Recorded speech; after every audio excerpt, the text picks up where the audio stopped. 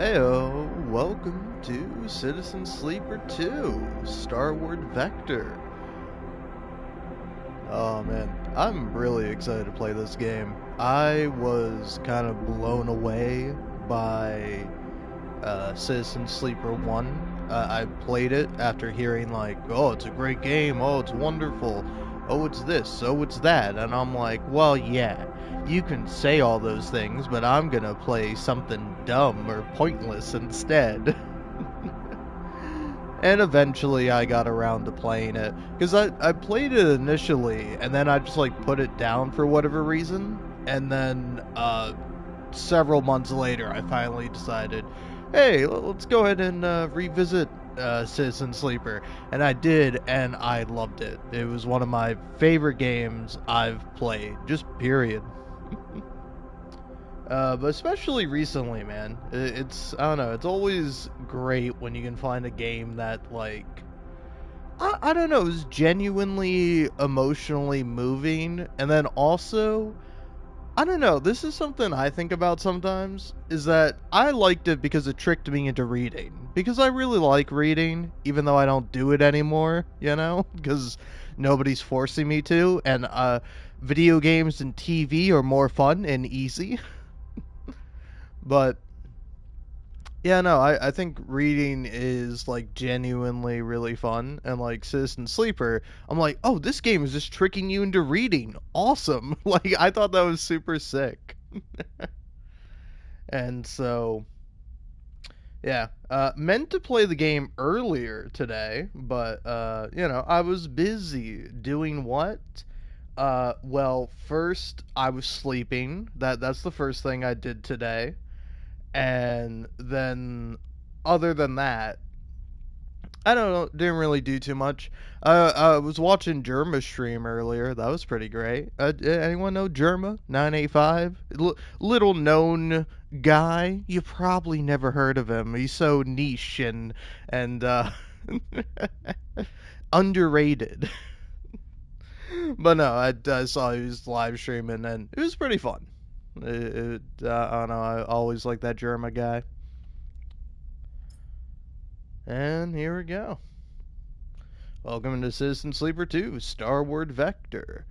Stay up to date on upcoming Citizen Sleeper projects by signing up to the newsletter below. Yeah, language.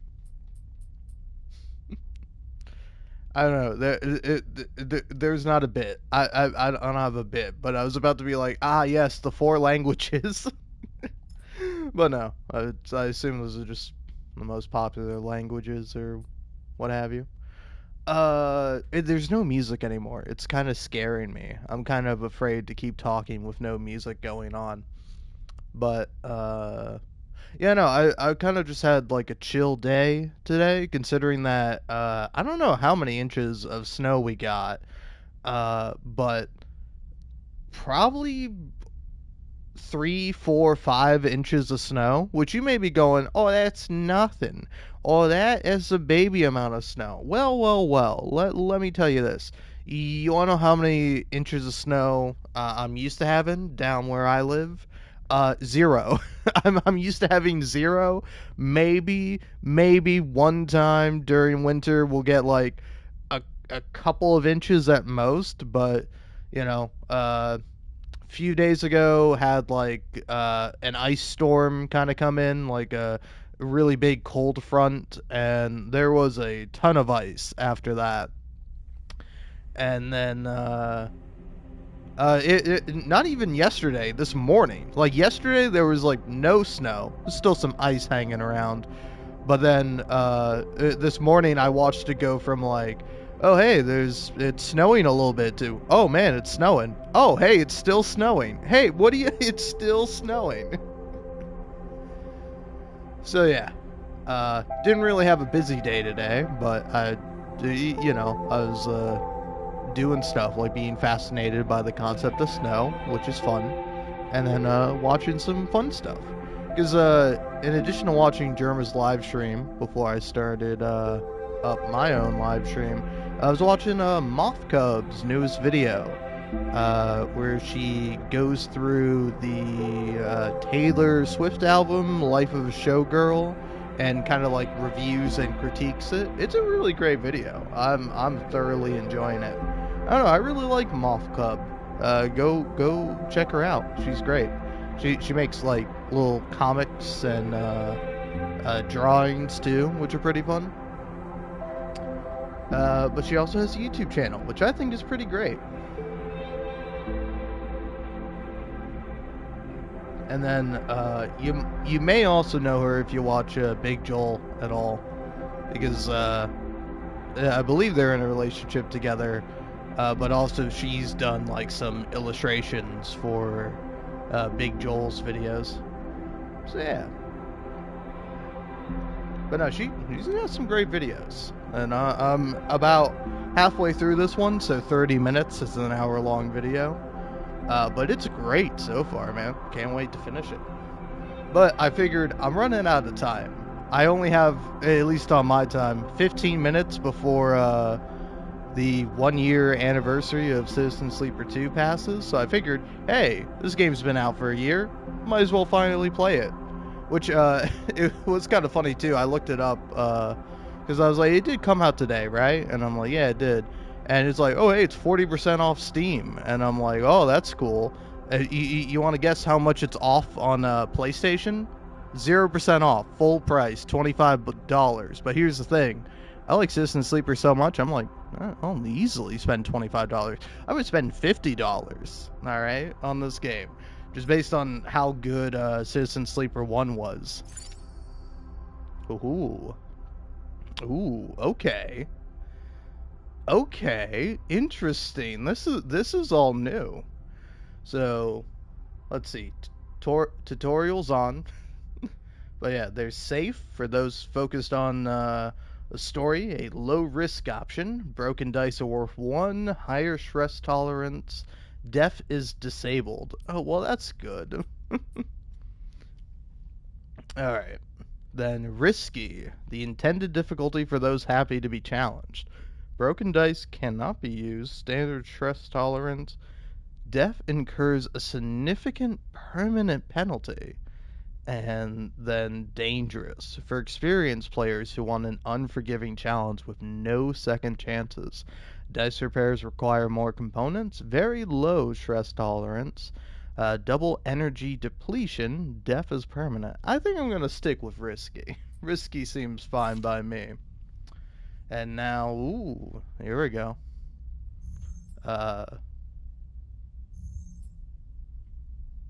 Hey, why does it say push at the top? I thought push was like the name of the class, but no, it just says push.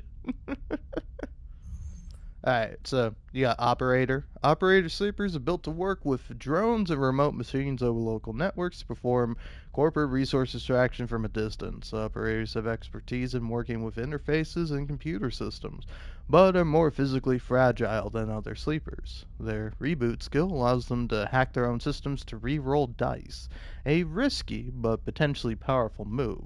Sleepers assigned to operator work are usually cerebral and precise people. I don't know if that's me, man. I'm a bit cerebral at times. Don't know if I'm very precise. Oh, man. Oh, yeah, and then, the other thing I was watching today was, Joseph Anderson, if you know that guy. I know some of his videos. I haven't watched a lot of his, but, like, I've also seen him, like, show up for, like, Persona live streams. Where it's like, oh, here's a big giant supercut of Joseph Anderson playing Persona 4. And, like, it seems vaguely interesting to me, but not super interesting. But that's just me. But the, I don't know, I think the funny thing about him, at least I think, is when he was playing Pathological. I just like was scrolling through Twitch randomly just to see who was doing what, and I'm like, oh, Joseph Anderson playing Pathological. Sure, I'll check it out. And like, Man, Pathological is such an interesting soundtrack. Like, it's the first one, the first Pathological game, which I mostly know just through the H-Bomber guy video on it. But like, it's like watching him just play this game. He's like talking to like good bad thief man. I forget what the guy's name is, but he is literally called like evil wholesome man, and he's like called like good bad grief or something like that. And then just in the background it's like hard techno music. It's really funny. But no, I found him to be interesting because like he does no voice when reading out loud like character dialogue, which to me I think that's kind of interesting because on one hand it's like I think generally most kind of let's players or live streamers when playing a game will read out dialogue, but like I don't know, it's fascinating to me when someone just does it with their normal voice, because like sometimes I'll do that, but usually when I do that it's like either I'm reading something that's just like no character is saying this, or I'm like, hey, I've gave like 3 or 4 different voices because that's how many I can do to all these other characters. This character is gonna have my voice. I don't want to do another voice. So anyway, here I'll read this one in a character voice. Oh yeah, hold on here. So yeah, reboot. Accuse stress to re-roll your action dice. Okay. And then rally. Accrue stress to boost your crew dice. +1 stress, +2 to lowest crew dice. Interesting. Extractor. Extractor sleepers are built to work at the coal face of corporate resource extraction. Often in hard vacuum environments, extractors have a high level of physical endurance, but their confidence means they struggle with tasks requiring intuition. Their rally skill allows them to motivate those in their team, boosting their crew dice. Sleepers assigned to extractor work are often confident, self-sufficient, and have a high level of endurance. Well, that's certainly not me. And you got machinist. Mechanist? I'm going to go with machinist because I think that's funnier. That's probably not how it's pronounced, but you know what? I appreciate that. Oh, yeah. I forget who I was watching. It was not Joseph Anderson, but it was like oh, I think it was like Daryl Talks Games or whatever that guy's YouTube channel is. I was watching a video of his talking about like is it a spoiler to know if a game has multiple endings? And like I think it's a really interesting video. But at one point he says like unbeknownst, and like he says like unbeknownst, where I'm just like, it can you say unbeknownst that way? Is that like a proper way to pronounce it, or is it does this guy just not know how to say unbeknownst? But I don't know. I think also it is like a funny thing where it just like that's also so real. Like there are so many words that I'm sure when I have read out, or if I were to read them out, I would pronounce them so wrong. And it's just I don't know. To me, it's always pretty funny whenever it happens. Because actually, I think it was Joseph Anderson who I was watching when this happened, where he was talking about Mario, and he was like, he had a critique on like Mario Odyssey, and I'm like, look, Joseph Anderson, you're a fine guy. I need to stop watching this video because I cannot stand you saying Mario one more time. And he said Mario like 10 times in a row. It's like if I'm having a casual conversation with someone and they say Mario, I'm gonna let it slide. I'm gonna be like, hey, all good. Don't worry about it. It's fine. If I'm listening to someone talk about Mario, the guy who's famous for going, it's a me, Mario, and I have to hear some dude say Mario like fucking 50 times, I'm like, I'm out. I'm done. I can't listen to another instance of this guy saying Mario. And I don't know what that says about me, man, but it says something for sure. Let's see.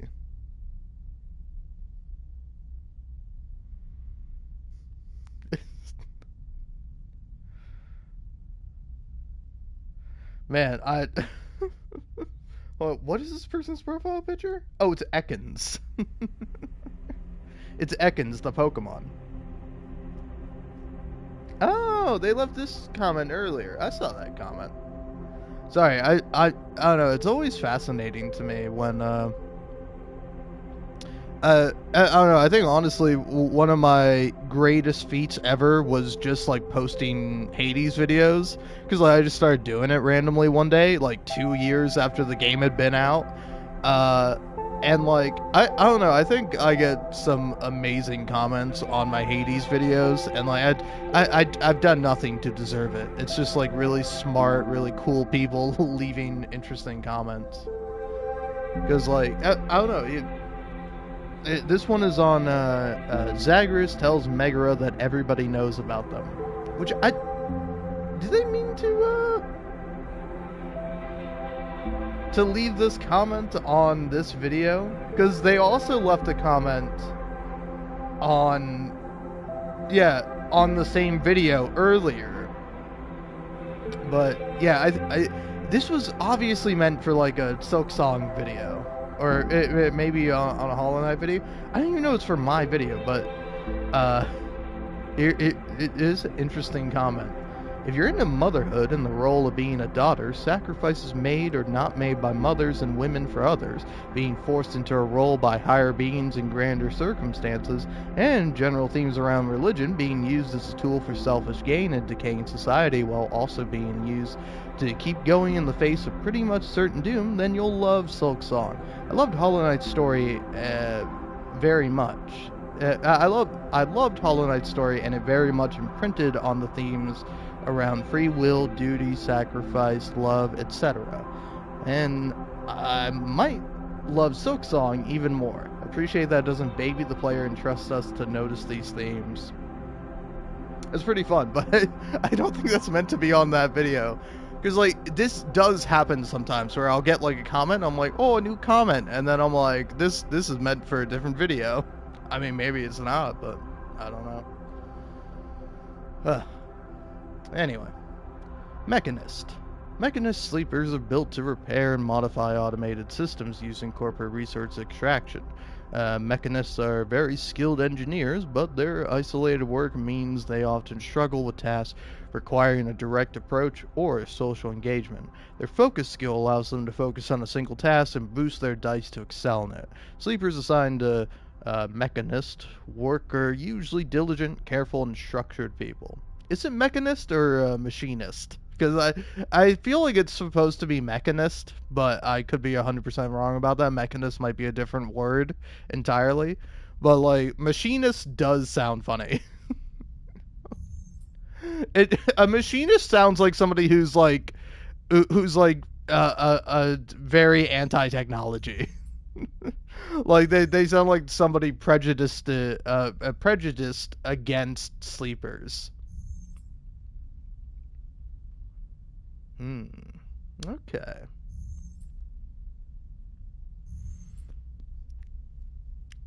I'm kind of thinking just the operator is a good classic.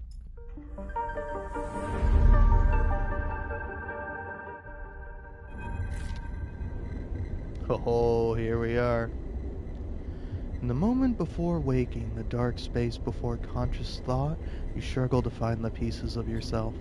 Usually these pieces come with a particular cadence, each appearing sequentially, like the boot process of an old terminal. First your body, artificial, compromised, but relaying sense data all the same. Then its context, the breeze of air filtration, the soft contact of your birth in zeros and G. Then emotion coming into focus, coming into your body, bringing with it that first instinct, the one that has framed your past 100 cycles, fear. But that familiar sequence does not arrive. Instead, you are unmoored in space, your body distant, your context silent, even your emotions somehow obscured and scattered among all that disarray. Only one familiar thing arrives: the fear. It is a scrambled, panicked fear, the drowning fear, the falling fear, the fear that makes you reach desperately for any stable point. It is the fear that tells you something is wrong, something is very wrong with you. Wake up, sleeper. The voice is whispered in your ear, an act that makes you suddenly aware of your head pulsing in pain, your body rigid with tension. Sleeper, familiar name, a mind copied, emulated, a body built, implanted, one person sleeping until their depth is worked away, their double being made to work, to be consumed and eventually to be destroyed. A proxy, an emulation, a sleeper. That is what you are. But you escaped. You remember that now. Broke free of your corporate creator's S&R in search of a future. Cannot remember the details of your escape, but you know the fear has been with you ever since. All of a sudden, you remember you have eyes, and your eyes flicker open. Pale eyes and a pale face. Lane. The name comes with its own specific sensation of fear, one you recoil from instinctively. Sorry to interrupt. A sharp smirk. But this ends here. Relentless, cruel, and on your tail. You search your mind for more than a name.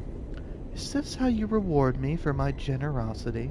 Lane is leaning over your horizontal floating body, looking down into your eyes. I took you in, protected you, gave you a purpose. You try to look away, to the corners of your vision, to find something you understand. Your body does not respond. But I suppose that wasn't enough. He reaches into the pocket of his jacket and retrieves a small vial. This wasn't enough.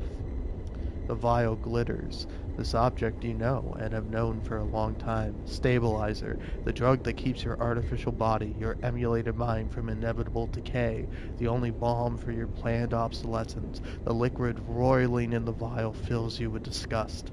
Lane pockets the vial. But it would have been wasted on you now, after what you've done to this body of yours. He looks at you with a palpable disgust. Lane's eyes scan your body, and as they do, you become aware of the wires and tubes attached to you, those that were meant to free you from your dependence, from the stabilizer and the control it grants Lane. They are free, you piece of shit. They don't need you anymore. The voice comes from somewhere behind Lane's head. It is a voice you know, but when you search your mind to try to understand why, you find only dizzying darkness. Shut him up! Lane barks the command, and you hear the sounds of impact, of pain from elsewhere in the room. You try to move your limbs again, and this time you feel a flicker, the twitch of a finger. You feel the extension and compression of synthetic muscle. Free, are you? Lane smirks. You were free when I disabled your tracker, when I gave you the stabilizer you needed. He scans your body with angry eyes. Now you aren't free. You are just broken. I had such big plans for you, Sleeper. I invested in you. Lane grips your arm hard, and you feel a jolt of a reaction. And you feel a jolt of reaction. That's a weird turn of phrase. You will the arm to move, but you have ruined all that. Lane speaks louder over the sound of the struggle behind him. I will try to preserve your body, of course. I have my own uses for it. But your emulation? You feel one of his hands searching behind your head. He finds and grips the thick cable running into the port at the base of your skull. I will burn that out.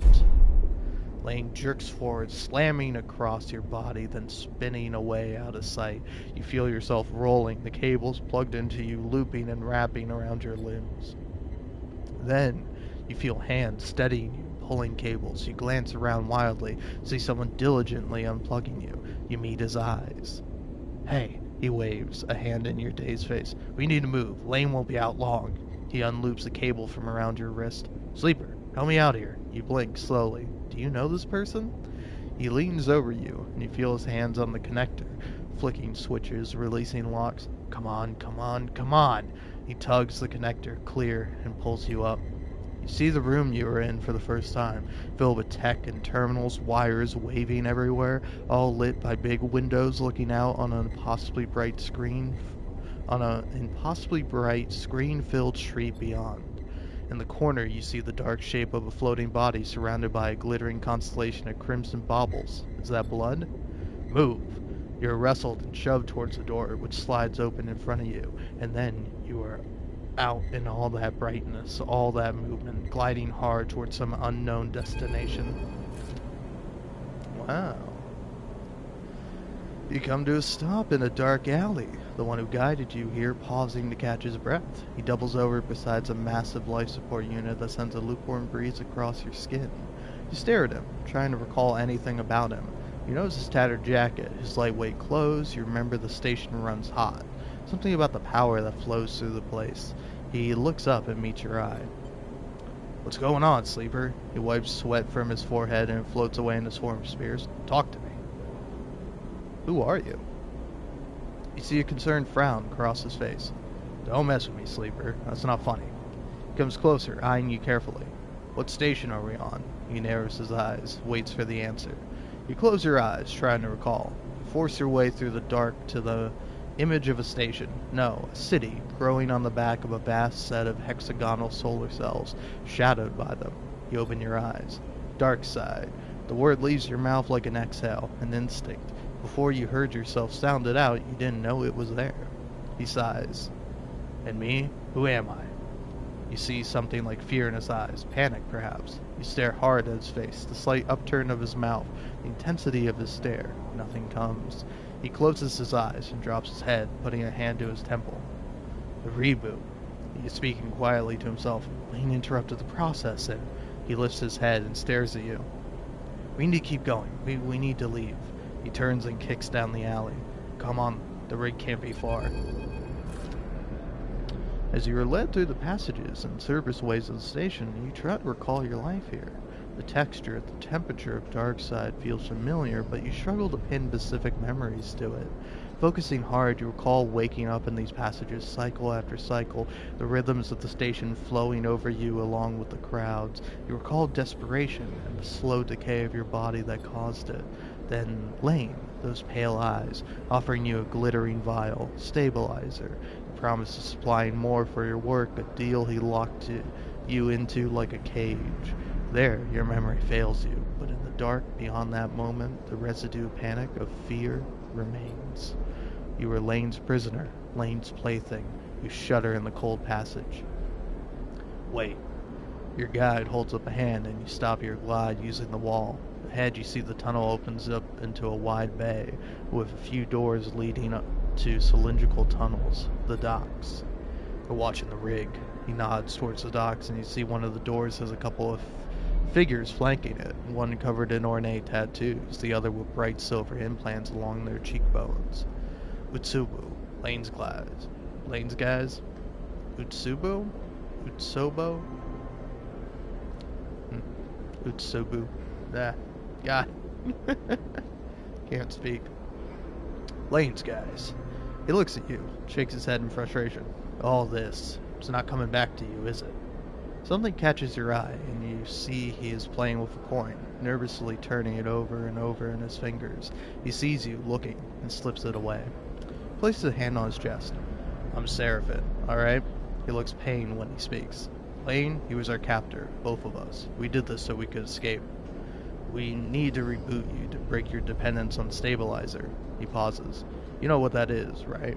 You nod meekly. But Lane interrupted me back there. The reboot didn't complete, and he sighs and shakes his head.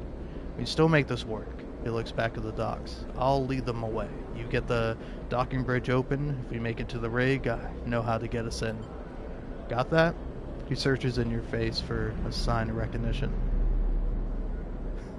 What's the rig? Seraphin looks annoyed. A ship. Our ship. Or at least it soon will be. Lane assigned it to us when we were on jobs for him. Get that door open. He pats you on the shoulder. I know you know you can do this. Seraphin kicks off hard and glides into the docks. Over here, shitheads! He bellows to the guards as he barrows through. They immediately push off from the wall, giving chase. You wait a breath, and glide across the door they were guarding. You look, already panicked, at the tightly sealed door, its control panel locked out. You hear a shout from somewhere nearby. You need to get it open. You may encounter skill checks where you perform certain actions, like dice actions, positive, neutral, negative, better rating your skill, more likely, blah, blah, blah. Alright. Well, hack the door. Okay. You shift to the control panel, trying to understand the readout. The door is on emergency lockdown. Somewhere, you hear more shouting. Your fingers hover over the keys.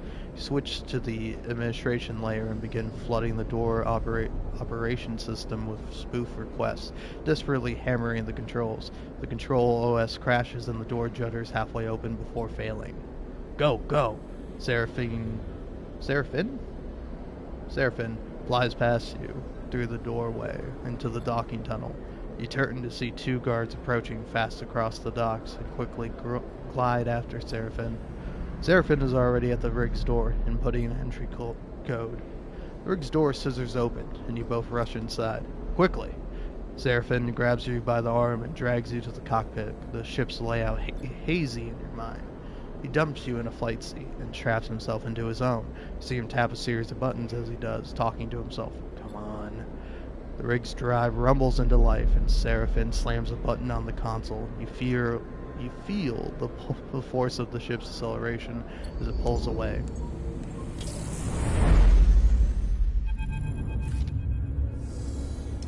The ship glides into place on the connecting bridge, its automatic system nudged there by the port's docking protocols. You feel a sense of relief. Seraphine burned hard out of dark side, and you dropped in and out of consciousness in your seat as the rig made its way across the belt. Now, with open space between you and Lane, you feel fresher, more awake. Seraphine breaks the silence. We're good, sleeper. His eyes don't leave the monitor. You realize it's part of your escapist routine for him. You and he must have docked this ship countless times in your work for Lane. The problem is, you don't remember any of them. We made it, he whispers, closing his eyes and letting out a sigh. We certainly did. He turns, and you see a pained look on his face, as if remembering something difficult. Have you said this exact thing to him before? In this same situation? Are you okay? He looks at you, chewing one side of his lip, searching your face. Not really, he puffs. Seraphine reaches up, flicking through a set of switches in practice fashion, completing the shutdown. You watch, a little frustrated with your own uselessness. Running the rig, you realize, is just another thing you've forgotten. A clunk that runs through the walls of the ship is followed by a short percussive alarm tone from the pilot's console. Docking complete. Seraphine kicks off from his seat, twisting as he glides past you towards the back of the cockpit. His hands find the rails on either side of the door and he pauses, facing into the corridor beyond. He turns back to you, backlit in cold cyan. We need a plan. He glances around. Lane's not going to let us slip away quietly. He sighs. We need to talk. Seraphine furrows his brow. Not now, sleeper. We need to forget. He flinches, the words coming out wrong. We need to focus on something other than... He pauses again, unsure. Us. He sighs. We need to survive this thing first, and maybe we talk. Fine by me? Seraphine nods. The tension remains. We've bought ourselves some time. He glances through the cockpit window at the blinking lights of the station. You may not remember Hexport, but I do, and there are plenty of opportunities here for us. We can keep our heads down. He turns back to the corridor. That's what we'll do. He pushes off and glides towards the main lock, and you follow, pulling yourself along hand over hand in 0G. We already emptied the tank on this thing. He slaps a hand against the ship's insides. So we need to refuel, and that won't be cheap. But if you and I know one thing, Sleeper, it's how to work. I'm gonna get myself reacquainted, see if I can turn up any old connections, people that might throw us an easy contract. You, glances back over his shoulder, you keep out of trouble. Low profile, got it. Seraphine stops at the airlock. Stopping the reboot halfway through, he pulls a worn crew jacket from a locker and starts pulling it on. We don't know what that did to you. He jams an arm into his sleeve. I don't want you passing out, and he stops. I'll be fine. Seraphin drops his head, swearing to himself, grabs another crew jacket and thrusts it at you. Just put the damn hood up, will you? You take it and slip it on. Thank you. Seraphin nods. He stabs at the button to open the lock. The inner door hisses open and Seraphin glides through. Wait for a little bit, then leave. Anyone looking for us will be looking for two people traveling together. He looks at you in your worn crew jacket, a limited disguise for what is clearly a sleeper. We meet back here later. Any trouble? Same thing. Meet here. Surveys your disguise again and shakes his head. This is a shitty idea. He gives you one last look. Maybe find yourself something to eat. Suddenly you recognize Seraphin's instinct to look after you. Flash of a relationship now lost to the reboot. Catch. Seraphin throws a handful of something towards you. You manage to grab the projectiles, and when you open your hand, you see a stack of cryo chits. Those should get you some food. We'll need some more for fuel and supplies. Grimaces. That means odd jobs in the station, for both of us. Seraphin kicks off and glides down the docking bridge. Don't go too far, alright? He shouts as he leaves. Take it slow. And with that, he is gone, leaving the connecting bridge and heading into Hexport's docking concourse. You wait for a moment in silence. Think about Seraphin. It's hard to know what's going on in Seraphin's head. Here he is, on some hapless escape plan with a friend who can't remember a thing about him. Trying to imagine how close he must have been for him to agree to this thing. But it is painful to think about. It's all gone now, anyway. All you can do is move on. Shake the thoughts from your head and pull the jacket tight. See what Hexport has to offer. Kick off and glide into port. Alright. Welcome to Citizen Sleeper 2, Starward Vector. The game runs in cycles, during which you can perform actions with your dice, use cryo to buy food, fuel, supplies, and items, progress clocks towards new scenes and events. You view tutorials anytime in the guide section of the pause menu. Alright. Hey, I remember how to play this game.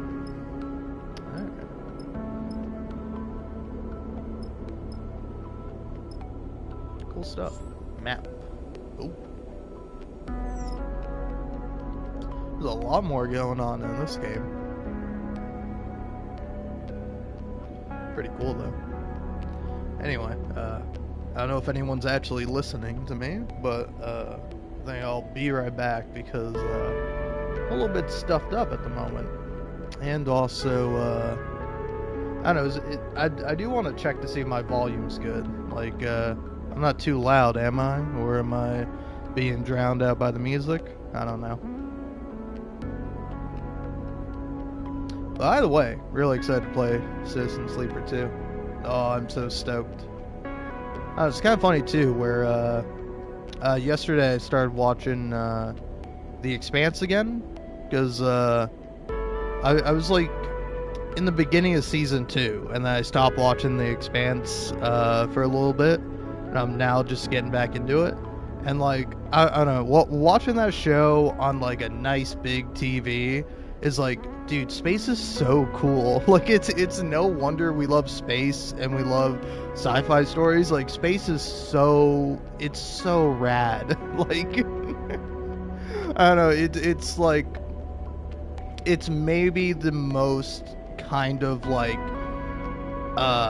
inspirational environment to see humans in, because it's like space is literally nothing. It's a vacuum, and yet nonetheless we're like, yeah, let's make a fucking ship and go there and start building shit and mining and doing whatever it is we do in space. But yeah, anyway, like I said though, I'm a bit stuffed up, so I'm gonna go blow my nose, but I'll be back in a few minutes at most. Probably back in a minute.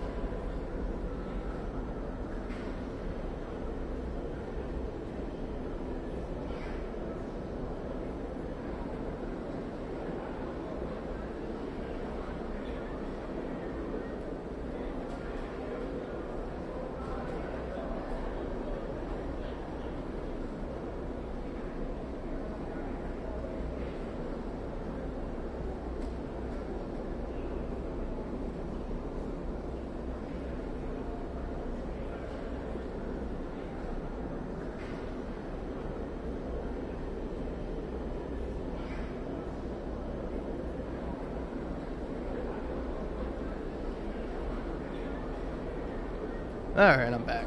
Do I sound any different? Maybe I do, maybe I don't. Okay. Let's see.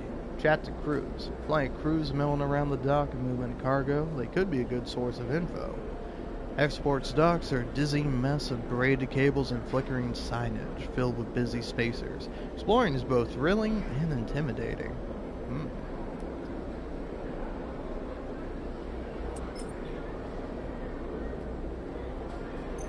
Yeah, risk it. Ooh. Negative outcome. You hate to see it.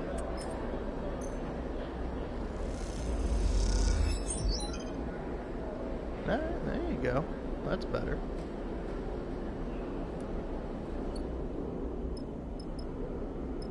Ah, the bends. Well, let's see what's here. Here you can eat in exchange for cryo. Eating gives you energy and stops you starving. Different foods give different amounts of energy. Play Star and Stalker. SNS is a space gambling game played with custom magnetic dice. Chits are stashed in symbol-marked cans, and winning is ruthlessly luck-based. Interesting. Buy a Ben's Fry. A plastic bag of flash-fried, salt-flecked tubers. The Ben's Fry brings spacers back to the scattered tables of the bar, cycle after cycle. Sure. Seems good to me. There you go. True gambling. 50-50. Flip a coin. Hey! I'm a big winner.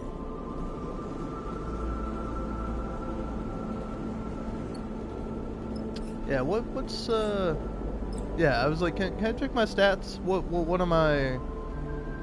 Okay, I'm spec'd into interface mostly, and then intuit and engage. I got a couple of points in, but enduring and engineering are my weakest skills. Hey. You're good, man. I played the first game not too long ago. I know what's going on. Rules of the exchange. The exchange buzzes with conversations of commerce. It's a place where contracts are found. You just need to look. Alright. So yeah, definitely gonna want to try to interface.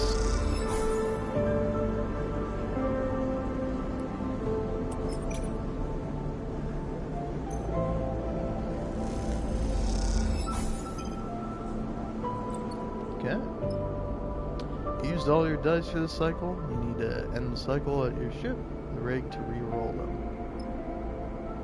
Export trade hall.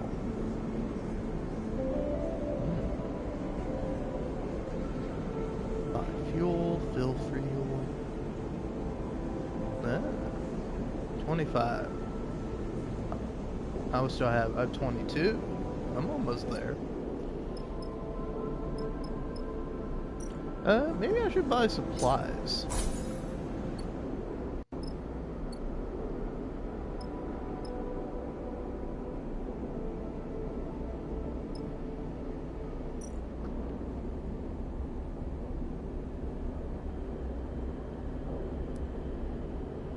Okay. Oh, there we go. I was like, I was the one to end the cycle. Like that. We're in trouble, sleeper. Seraphin leans into the bunks. Into the bunks as you were getting up? Without further explanation, he disappears down the corridor towards the rear of the ship. You drift out into the passage, pulling on your clothes, and glide down the length of the rig, the cool air making you shiver. Seraphin is a silhouette, silently leading the way. He stops at the far end, diverting through a side door, shooting you a glance as he does. You find Seraphin inside, holding one of a tangle of arm-thick tubes that are waving in the zero-G engine room. You know what these are? Tubes? Seraphin rolls his eyes, but you see the hint of a smile. Thanks, genius. These are the engine's feed lines. He waves one in the air. And before you ask, no, they aren't supposed to be waggling loose. What happened? These must have broken loose when we pushed the ship hard on our way out of Dark Side. He looks at the mess. We are lucky. The reserve tank is empty, otherwise, shakes his head, it would have been bad. But, he pushes the pipe to the side. No feed from the reserve tank means that the rig's range is limited to the local region only. He thumps the large lumpen housing over the engine. This thing can take us anywhere. This thing can't take us anywhere far. So we fix it? Seraphin sighs. That's the short of it. Seraphin whacks the engine housing again, harder this time. Just not been our run of luck. Turns and starts gathering the tangled feed lines, his frustration evident in the violence of his movements. We will need a new set of these, that's for sure. Starts forcing them into a crate. So, how about you try to track them down? I'll take a look at things here and see if I can figure out another fix for the reserve tank. Glances up from his work. From what I've heard on Hexport, Factory Row is a place to find ship fitters. Maybe you can do some recon while I sort this place out. It's on the other end of the station. Okay, I'll take a look. Seraphin keeps working. Wait. Seraphin pauses, seemingly unsure. There's something else. Drops the feed lines and they float, waving in the air like tubular seaweed. I've heard word that Lane's on the hunt. He frowns. A message went out everywhere in the local radius of Darkside. He's looking for us. And we can't leave. Exactly, Seraphin sighs. Which is why we need those feed lines. I'm going to try to work something out. Maybe I can improvise a solution. I don't know. He looks down. I'm no ship fitter. But, while I do, you go hunting. See what you can turn up. Okay? Smiles a weak smile.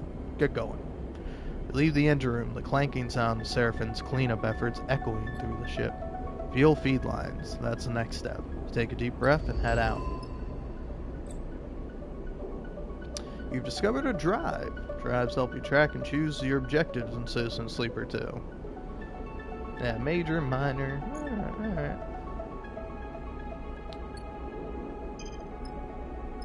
Well, let's see here. So, yeah, Factory Row.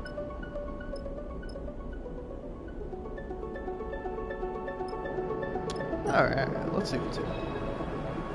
Haul materials or into it?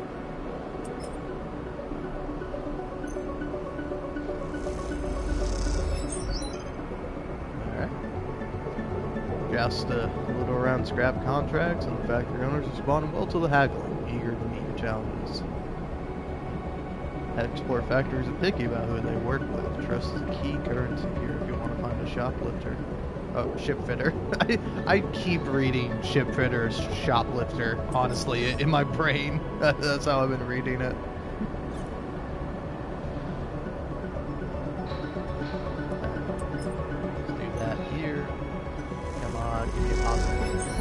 Yes!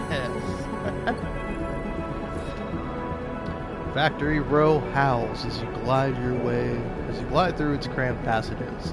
Whatever its many bays and rooms once were, they now serve as containers for industry of every kind. Whirring manufacturers precisely engineer components with rapidly shifting arms, while scrappers hammer incessantly at bent ship plates. Everywhere you look, there is energy and activity, and for good reason. Hexport itself is built on the derelict fragments of a solar reflector. Even the small amount of energy generated by its remaining mirrors is enough to power a city of machines.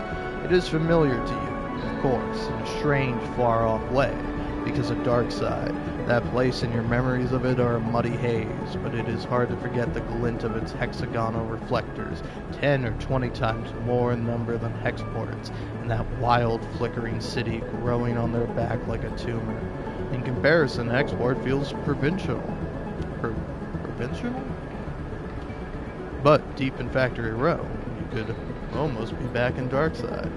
And then you see them. Tubes just like those Seraphin had waved in your face. The feed lines. Push over to the display window of the unit, marked Karsten Supply, in block capital letters cut from hull plate. There, amongst an angled shelf of oversized ship components, sit the feed lines, like some large biomechanical tangle of snakes. Slip inside, where the sound of Factory Row is a little screamed, and spot a large figure working at a bench, hunched over, concentrating. It seems he doesn't notice you enter. I'll wait patiently. You let him work, watching as, despite his heavy build, he delicately aligns the components, their layers slotting like puzzle pieces. After a few moments of observing the process, he turns his head a little towards you. Can I help you? His accent is heavy but unknown to you. I can't do accents. Well, I can do a southern accent. Can I help you? Those, feed lines, how much? The sharp clink as Karsten places his tools and the component against a magnetic plate on the wall. He turns with surprising grace and begins cleaning his hands on the cloth. Those sharp eyes scan you, but Karsten's thick-set features do not betray the results of his assessment. Custom built those, for a client that never collected. He looks at his hands while he speaks, checking for stray oil stains. Yeah, one of the old MEVs then? He sounds out the letters in a way that you don't recognize as he speaks. Try to recall anything you know about your ship, but the memories elude you. Perhaps Seraphim should have come along. I think so. Karsten squints a little. Right. Look. Karsten drifts over to where you are standing, his imposing height evident. For a fellow enthusiast like you, he continues in distinctive monotone, let's say a few hundred cryo on clean chits. Shoots a glance at the feed lines. 400, let's say, to be precise. 400. 400, Karsten says back, repeating your question without the emphasis. It's expensive, I know, it's a shame, but it's just what they're worth. He screws up his mouth a little into something that might be a smile. However, I'm more of the bartering type myself anyway. Barter sounds good. Karsten nods sagely. There's a little favor I need a crew for, and, well, you look like you might be a good fit. He tucks the cloth away in a pocket and clasps his hands. I know of an old Solheim wreck out there, very old, pre-collapse. It's tucked away in a dead zone, so no one has ever really cut it. He shrugs. Not only that, but Solheim derelicts have a habit of triggering nasty security protocols when approached by an unfamiliar ship. So, it's been left well alone. But a salvager like you, with an old Solheim rig, I bet it wouldn't even flinch if it saw you coming. He smiles. I have a special interest, a need for that old tech. All those Solheim ships had a data core, and while I don't care about the accounting reports or material ledgers or whatever they kept on that damn thing, I do care about the hardware. So, if I was to find you back here with that data core in your cargo hold, clean cut and complete, well then, I could see my way to doing a straight barter for those feed lines. Karsten pauses, sniffs at the air again. You just need the coordinates. Let's do it. Alright then. He holds out a heavy hand for you to shake, and as you automatically reach out, he grabs your forearm instead. Karsten pulls you closer, squeezing your arm. Let's keep this one between us, alright? He half smiles, his face huge and close. It's all deal. Before you can respond, he thumbs a little drive into your palm. Those coordinates. And then he lets go of your arm with what you swear is a wink. Take a moment to gather yourself. By the time you do, a whirring fills the air, Karsten having returned to his workbench. You turn and glide out of Karsten's supply with a growing mix of anxiety and excitement in the pit of your stomach and the cacophony of factory row in your ears. Contract. Seraphim might even be impressed. You look at the drive in your palm and smile. This could be a route out. You think of leaving this place behind, in possession of an improved ship too. Suddenly, a small but firm hand falls on your back, an equally small voice coming with it. Hey, wait up! You turn in the passage to see a young woman, her hair waving from the rapid glide. She clearly just came out to catch you. Waving from the rapid glide? Oh, she clearly just came out of to catch you. She stays herself, using your shoulder. Sorry, she smiles, a quick and flat smile. Wanted to catch you. I'm Junie. Her dark eyes flick around nervously. You notice the portable terminal she carries, something data scrappers call a deck, and a backpack full of components and trailing wires. What's up? Karsten, she starts, still catching her breath. He sent me to grab you. She smiles that flat smile again. Wants me to come with you on that job. Her eyes shoot down to the drive in the palm of your hand. She smiles again. Are you sure? She nods. That's what he said. Carson's always sending me on things like this. I guess he wants me to help you out, keep an eye on things. She pauses. I can be pretty helpful. So, she looks around the passage. Should I meet you at your ship and you can tell me when you're ready to go? Yeah, sounds good. Okay, great. Her eyes light up. She notices she still has her hand on your shoulder and takes it off. Judy pushes off and waves. Looking forward to working with you, she calls back as an afterthought. What about the ship? Oh, I'll find it, she calls back and then disappears down the passage. Watch her go. Glad of the contract, but nervous too. Will Karsten keep up his side of the bargain if you deliver? I don't know about this sleeper. Seraphin looks nervously out of the rig's windows as he finishes explaining Karsten's deal as well as Junie's offer of help. This job was easy. Karsten would have done it himself. That means there's a catch. He frowns at the stars. And there's definitely something going on with this Junie girl. Shakes his head. I think it's a lucky break. Seraphin gives you a look. No such thing. He sighs. This is the bell. That means someone's getting dicked over in all this. We just have to make sure it isn't us. Whoa, is swearing in this? I don't recall there was swearing in the first game. I did recall a large lack of contractions in like the dialogue typically. There were a few though. A couple people used contractions, but a lot of people didn't. But yeah, I don't. I'm trying to remember. I think maybe some people swore, but yeah, kind of funny hearing Seraphin say somebody's getting dicked over and all this. Well, isn't that a good thing?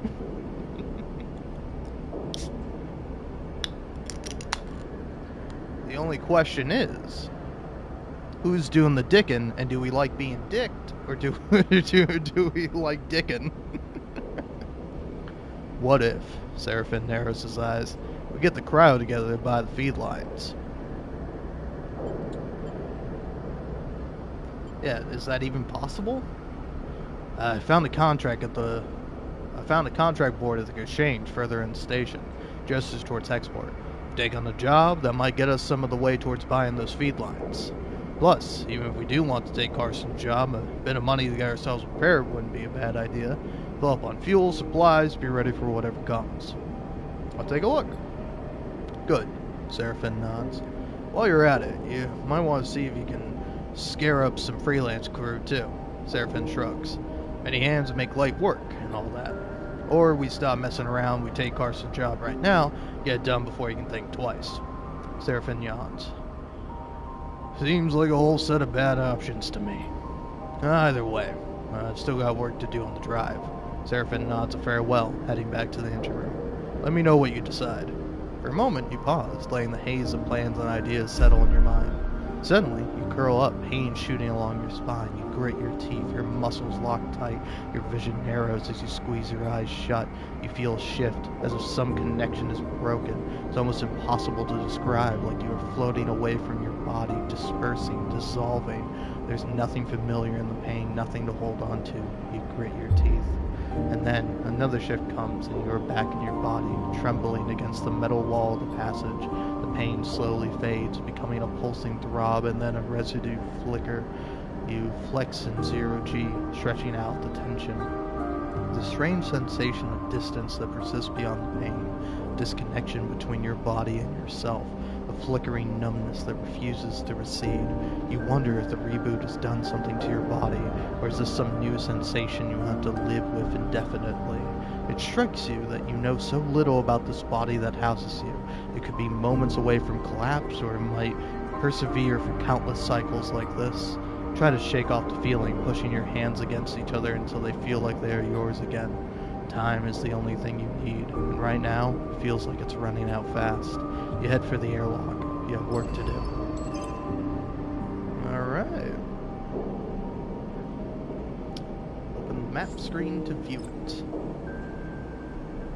Contracts are high-risk, high-reward jobs that you and your crew can take on. Contracts require preparation and care to succeed. You need to gather enough fuel to travel to the contract, gather as many supplies as you can afford to keep you and your crew going. Look for opportunities to recruit crew, temporarily or permanently, to help you on the contract. Consider which crew to take carefully. Their different skills and stress resistances, and who you choose can affect the story. Once you're ready, you can select the contract from the map, and then your crew to proceed. Alright.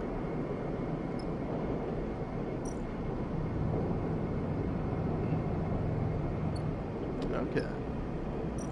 So what's this then? All scrapyards have paid data diffusal work to offer, as old tech tends to be laced with protocols and countermeasures that need disabling. Or scrapyard shift. Swift Scrap Solutions, or Triple S, as it's locally known, is a chaotic and slightly terrifying scrapyard where open shifts are always available. Yeah, I don't think I'm going to be able to do that. Yeah, should I do this one though? Maybe. Sure, why not? Alright. 10 cryo is a decent amount.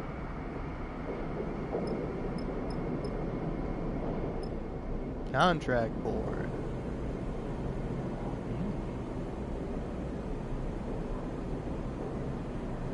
Station management have located a Conway signal.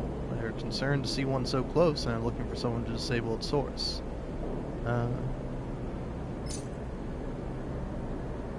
Sure, why not?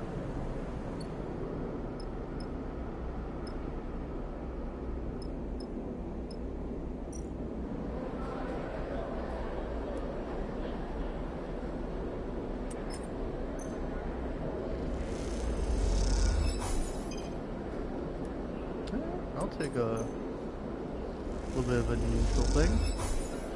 I'll take that. The warehouse. Freight loading.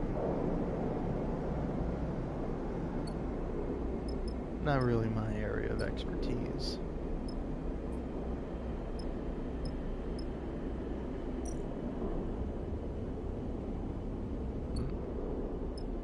Feed lines, rig gallery.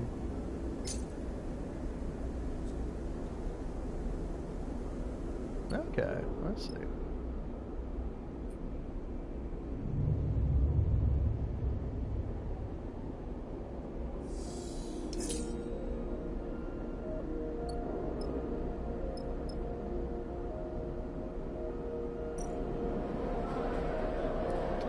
So let's go ahead and finish this up.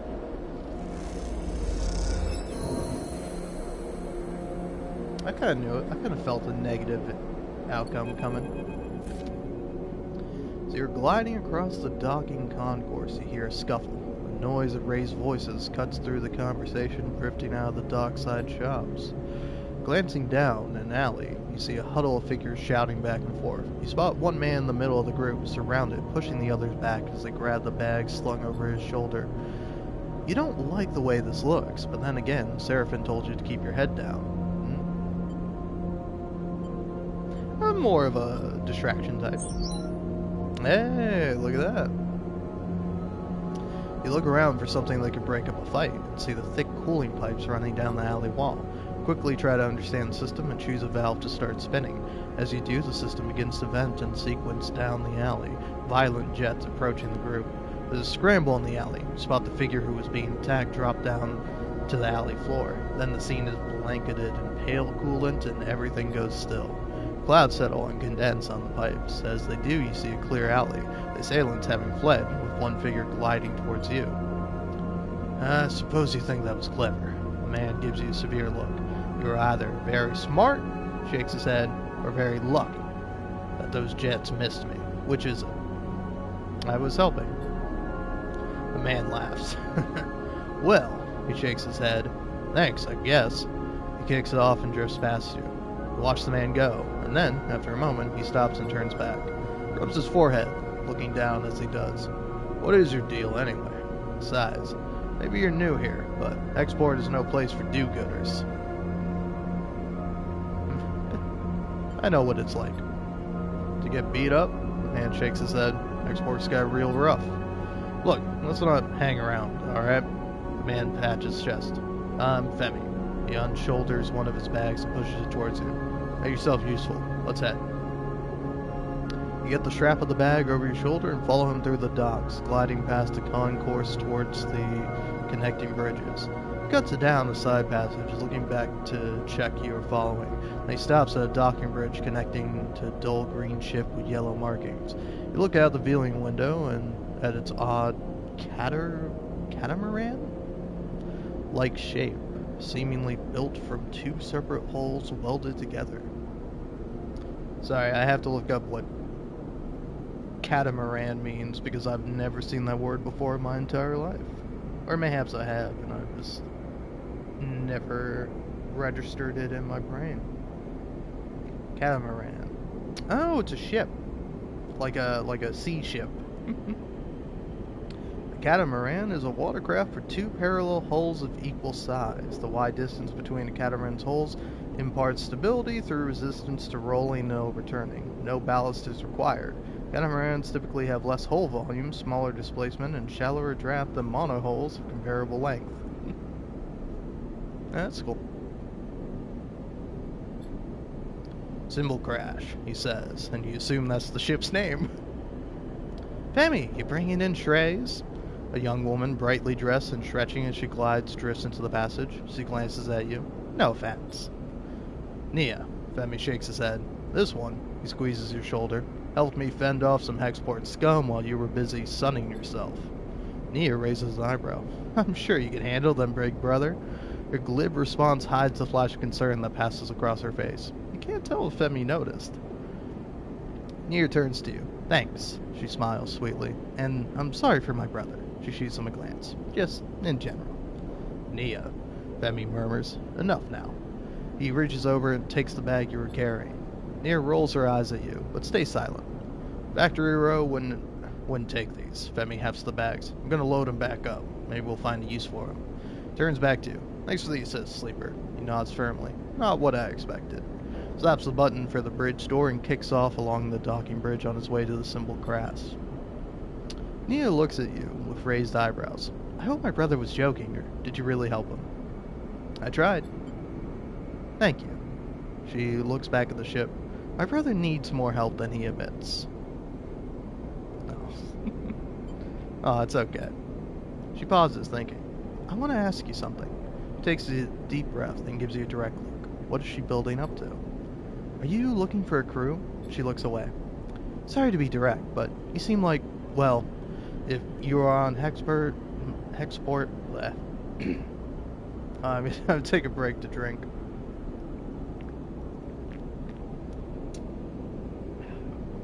Don't know if that'll help me read better, but it'll help me feel better. Sorry to be direct, but you seem like, well, if you are on Hexport, maybe you're with a crew? She stops herself. I mean, maybe your crew needs a crew. Maybe you're looking. I am. She struggles to hide her smile. Nia looks back at the ship, then at you. Look, I'll be honest. Being on a crew with my brother is nice, but he is suffocating me. She frowns at her own bluntness. I'm not a kid anymore, you know? But he still sees me like one. She shrugs. I want to show him I can handle myself. I need experience. I need to run some contracts. She gives you a determined look. What do you say? I'll think about it. I'm a good salvager, alright? You can use me. She smiles. I can spot things, find gaps, weighs in. She folds her arms across her chest. I know what I'm doing. Femi taught me well. She glances back at the ship. Just consider it, alright? Let me prove myself. Suddenly, a shout comes from the ship echoing down the passage. Femi. He makes both of you nervous. Nia looks in his direction. I should go. She pushes off towards the docking bridge. I'll be waiting. Nia gives you one last glance as she departs, then disappears into the docking bridge, leaving you alone in the passage. Hey, look at that. New crew members. Possibly, potentially.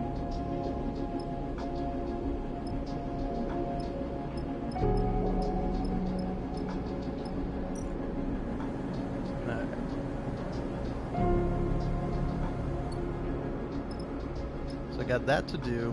I'll be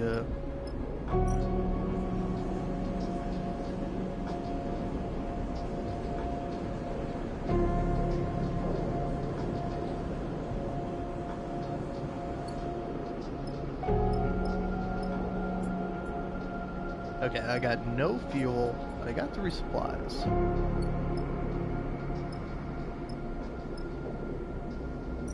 Probably should buy a meal.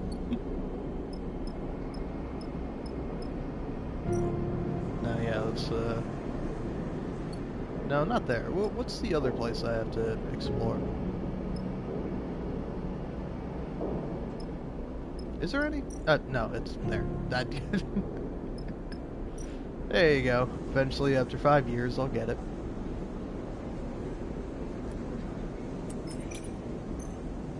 Come on, positive. Oh, he's had to do me like that, didn't you? Alright.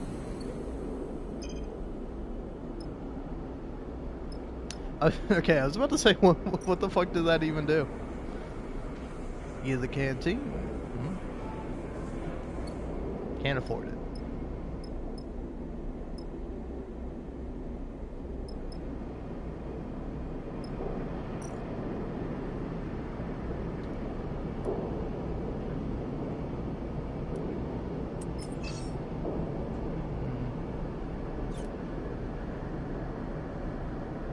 Yeah, I figure I might as well do this.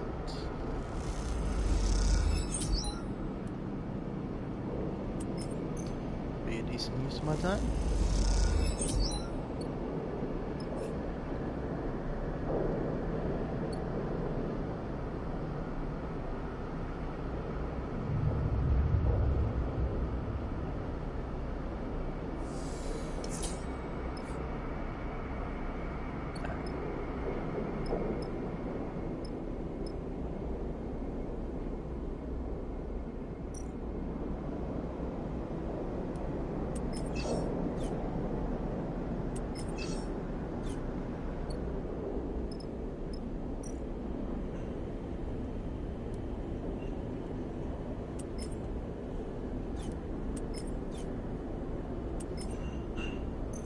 Yeah, let's see what the 100% positive is. 9 cryo, okay.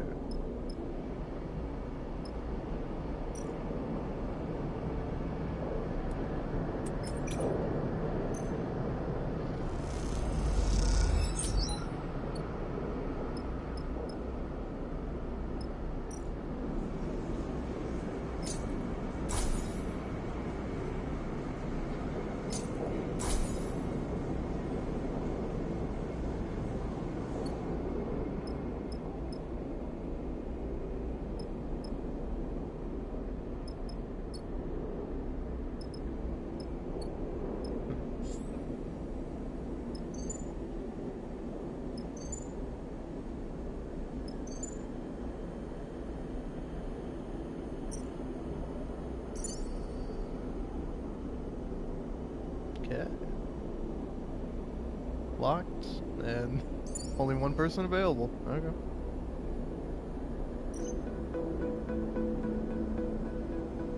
Yeah, sure. Why not? Might be a terrible idea. I have no idea. It's a drone. Seraphim spots the signal source first, the light barely shimmering off its dark hull plating, a design trait that betrays its covert use. Flash catches your attention. You see a rent in the hull, through which the red lights pulse. Wounded. Seraphim shakes his head. Wish they finished the job. You seen one before? Seraphim looks back over his shoulder towards you. We've seen one before, don't you? He sighs. Sorry, I know, it isn't your fault. He looks at the drone. Lane had his work on one in Darkside Bay, though it was barely a shell. Disarmed and deactivated, he had us searching through its guts for salvage. Even that one gave me the creeps, and it had its core ripped out. Pushes the ship closer. This one is still alive. Conway, Nia kisses her teeth. Corporate scum. Glance over at her and see the fire in her bright eyes. They don't even dare to come here and force us out themselves. It's all proxies and drones. She shakes her head. Typical core-bred cowards. Run into them before? She glances at you. You might say that. She looks out the drone. You won't see me taking my eyes off that thing for a second. Seraphim carefully guides the ship closer. You watch the drone. System is full of these things now, running missions for their operators. Rare to see one out in the belt, though. Maybe got hit during a run-in with Senate stat mercs. Looks like it's drifty. Most of the system's blown out, but look there. He jabs a finger towards the red light on the far side of the drone. It's still broadcasting, and maybe even receiving. How do we shut it off? Seraphim brings you ever closer. What I remember from the dark side job is that the central core and broadcast array need to be shut off to kill these things. Core will turn off local systems, and the broadcast array will sever the link with convoy operators. Seraphim swallows. But you bet those systems are protected. Let him explain. Your attention is suddenly drawn by a shudder from the drone, like a tremor running along its length. This thing is rigged to blow, Sleeper. He frowns. We go slow and careful. We don't touch anything we don't know about. Turns back to Nia. You hear that? I got you. She looks sincere. Seraphim brings the rig to a stop, close enough for you to cross through the open space to reach the drone's hull. Let's suit up. You head down to the airlock to prepare. As you get suited up, you think of the corporate war taking place in the inner system, the war that this drone was driven from. Out here, on the shore of the conflict, the biggest danger is that this flotsam and jetsam drifting in with the tides and orbits of the system might, one cycle, bring the war with it. For now, the belt is outside of its reach, but looking out the red pulsing drone, that doesn't give you much comfort. Okay, welcome to your first contract. Well, on the contract, you'll be able to assign 2 dice for each crew member, as you would assign your own dice. Pay attention to the crew's skills to use them effectively. In certain outcomes, crew will take crew stress. When the stress is full, you will no longer be able to use them to perform actions. While on the contract, your energy bar will automatically be supplied for each cycle that you have available supplies. When your supplies are depleted, both you and your crew will take 1 stress per cycle. Contracts also have their own contract stress. When this bar is filled, the contract will fail. Good luck. Okay, so avoid stress. Story of my life. See, access hatch.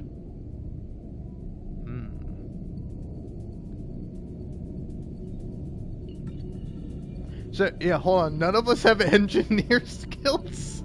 And I'm the only one with interface skills. Okay. Alright.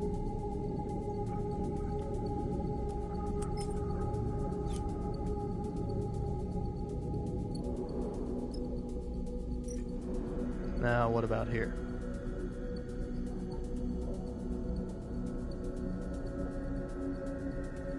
Okay.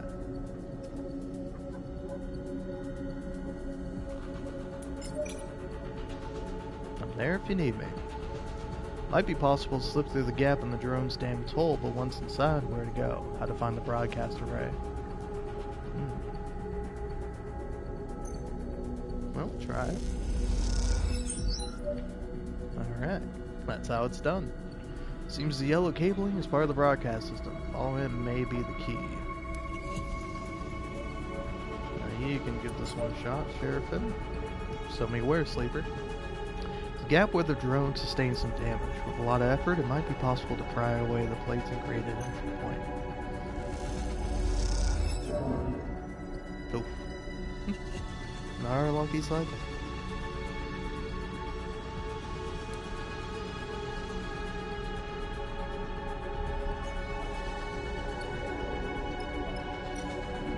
So, okay, no matter what you do, it's going to incur some drone stress. And, yeah, all things considered, I think it's, well, yeah, hold on. Operator. Yeah, I get a big bonus to interface. This is Intuit, so, yeah, use the 6 here.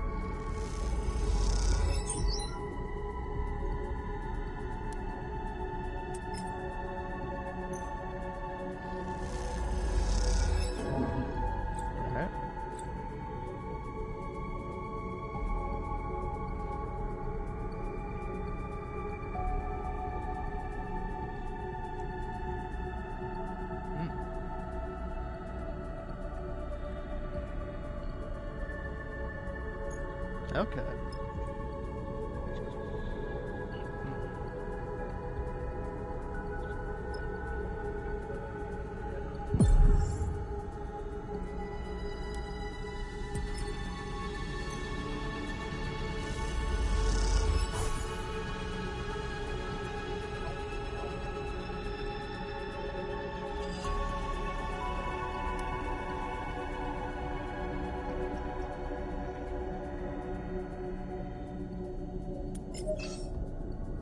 No, I meant to do this.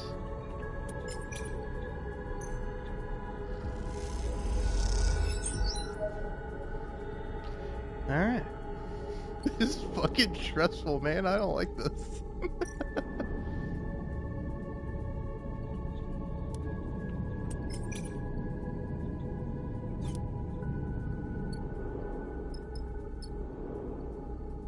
Alright, I say let's call it a day.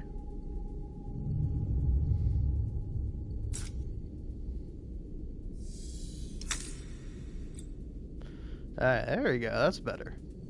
You've taken damage to dice because of stress. When your dice is a roll, it starts a cycle. Your stress dictates if you take damage or not. Higher stress means a higher chance of damage. White markers above the stress bar will tell you which numbers will damage your dice when rolled. Each dice has 3 dice health. When this dice is depleted, the dice will break and must be repaired to be used normally. Okay, I see.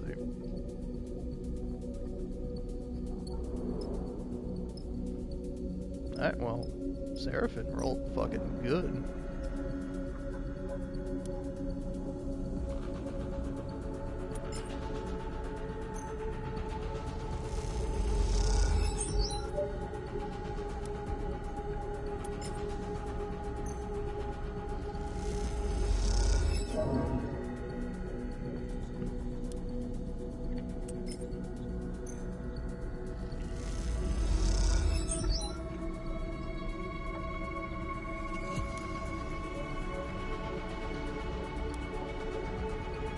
I'm too nervous, I can't fucking risk it.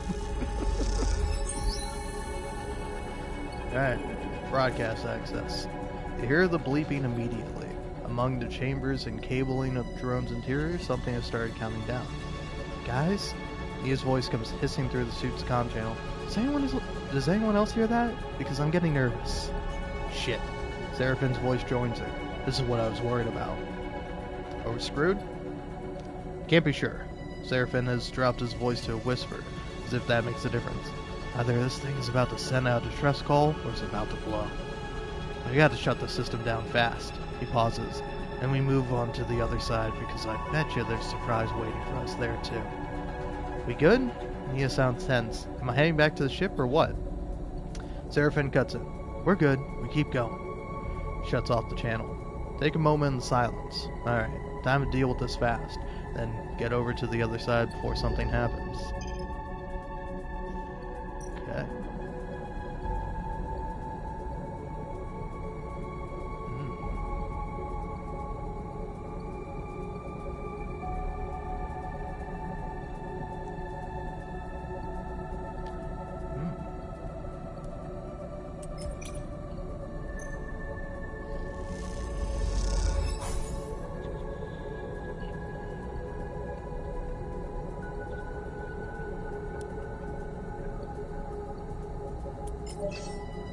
Yeah.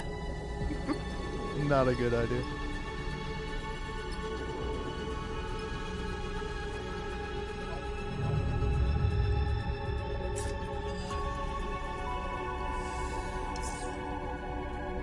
Oh, come on now. Come on now.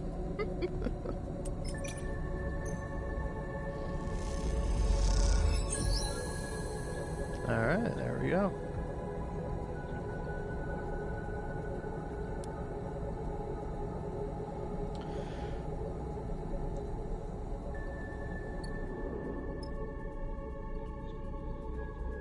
So now I have to do this.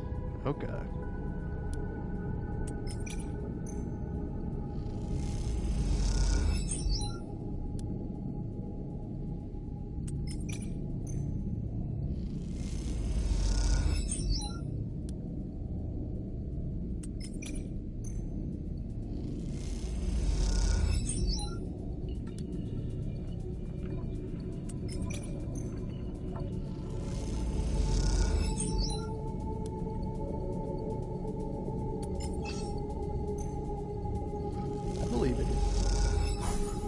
Okay. Ooh. Dude, this is fucking nerve-wracking. I don't like this.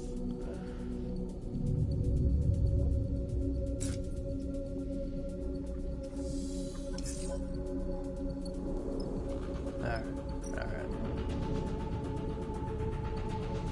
Will be all good.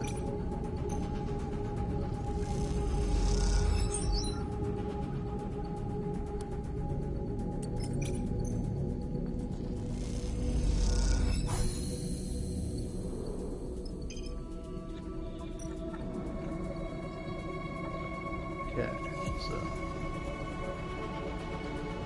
you get a boost to this, alright.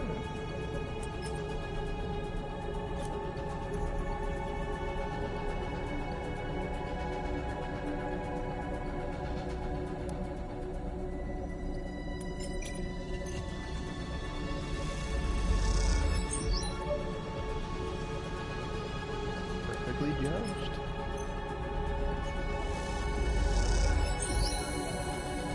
Drone down. Disable the core, shut down the broadcast array. Once both are done, this Conway drone won't bother anyone anymore. The thrumming, pulsing interior of the drone goes still for the first time since you boarded it. You look across at Seraphim and Nia and share a smile. You all exhale so loudly it can be heard over the chute's shared comm channel. The drone is dead. One less piece of Conway shit to worry about. Nia grins. We killed it. Don't get too excited, Seraphim cuts in. It was looking pretty rough when we got here. You make your way back out to the hull. The drone now faintly rolling in one direction, its stabilizers offline. Nia catches up with you as you glide towards the rig. We make a pretty good we make a pretty good crew, Sleeper. We do. Nia grins widely. She punches you on the arm, playfully. You reach the rig's airlock and take one last look at the drone's dark hull. Catches the light as it rolls in the vacuum. At some point in the near future, this drone will likely be smashed to pieces by one of the many asteroids of the belt, spread across the place as twinkling dust. The thought pleases you, as does the thought of all that cryo-hexport now owes you. Time to go collect. Alright. You now travel back to the hub. Once you leave, you will not be able to return. Okay. Well, that's fine though, right? Yeah. And -5 stress. That's what it's all about. A nice relaxing ride back to port. After docking at Hexport, Seraphim lets go of the controls and leans back in his chair. Nia leans over to you. Thank you, Sleeper. She stretches. I know you took a chance on me. Glad to have you. Nia smiles an infectious smile. Feels good to make contract work, Seraphim smiles, no matter how we pull it off. It's hard not to agree, and it feels better when the Hexport courier comes with a lockbox full of chits. Lane may still be hunting you, but this should help the effort to slip his net. Suddenly you hear a familiar voice. Nia! Femi glides into view, approaching from the docks. He fixes you a stare. What are you playing at, Sleeper? Nia wanted to come. You go to speak, but Nia drifts forward, cutting you off. Don't come throwing your weight around, Femi. I can make my own decisions. She glances back at you. Sleeper took me at my word, and I'm grateful. Femi is fuming. Did they now? He turns to you. Well, if you're working for Sleeper, I hope they paid you well. Nia looks away. Well, I asked, so... Femi smiles. Oh, so they aren't paying you. Seraphim crosses his arms. Let's keep this civil. He realizes it's the first time he's meeting Femi. If we're being civil, seems like Nia is owed her share. Femi fixes you with a severe look. Yeah, no, of course I'm gonna fucking pay her. You grab a quarter of the chits from the lockbox and hold them out to Nia. She takes them sheepishly. Alright then, Femi smiles. We're good here. He turns to leave. Nia mouths a sorry and follows Femi across the docks. Seraphim watches them go. You sure know how to pick 'em, Sleeper. Shakes his head. Turns away and heads back along the docking bridge. I just hope we aren't going to end up a stack of cryos short when we need to get out of here. What do you mean? Oh man, I hope we don't run out of money, but you know, we should hire people to work on a dangerous fucking mission and then give them fuck all. Alright.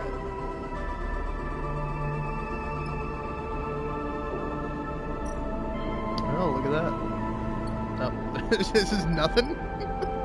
That's fine, but it's just kind of funny how that showed up. It's like, oh yeah, nothing.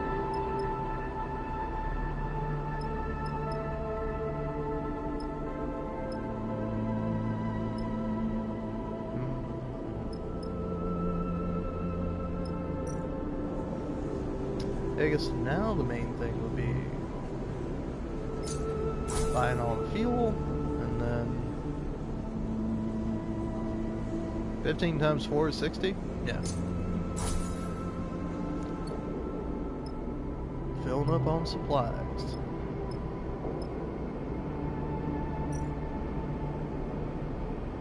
So yeah, so it's a good idea to use use most of your dice before you leave, because when you get there, for a contract, you're gonna get new dice anyway.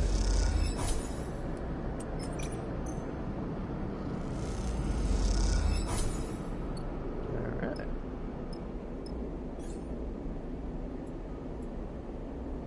Oh, I got 2 points available. Alright.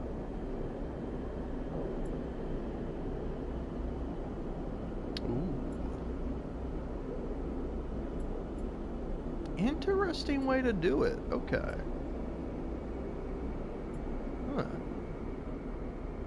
So yeah, that's interesting too. In the first game, you're basically able to like kind of put points into like the stat you're bad at, you know. But in this one, just like nope, you cannot endure shit. You have no endurance, and you will never have any endurance.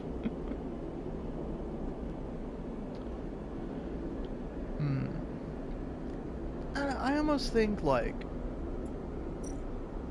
you get 1 extra reroll.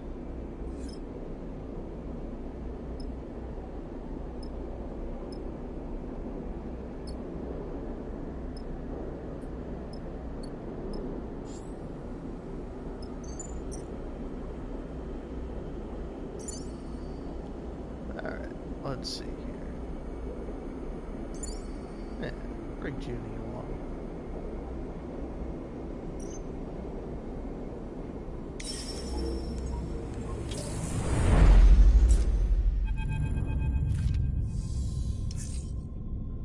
Solheim derelict fills the cockpit windows, all twisted plates and skeletal strut work. You watched it in horror and fascination as Seraphin completed the approach, both of you silent in the presence of this decaying beast. Now as you settle beside it, Seraphin is the first to break the silence. This thing is already dead. Shakes his head. It's a corpse, Sleeper. He nudges the ship closer, looking for a place to dock. I touch this thing too hard and it'll crumble into dust. What were you expecting? I was expecting. Seraphin squints as he adjusts the rig's thrust. Scrap contract, like you said, not a death trap. Take us up there. That's the bridge. Junie points towards one end of the ship, and both you and Seraphin turn around, having forgotten she was even in the cockpit. She hasn't said a word since you departed. She glances at both of you, at both of your bemused faces. What? She looks away. Sorry, that's where we need to go. She stops, pointing. Seraphin nods towards Junie. She's not wrong, Sleeper. Bridge would be a good start. To the bridge, then. Seraphin nods and brings the ship under control. Let's do it.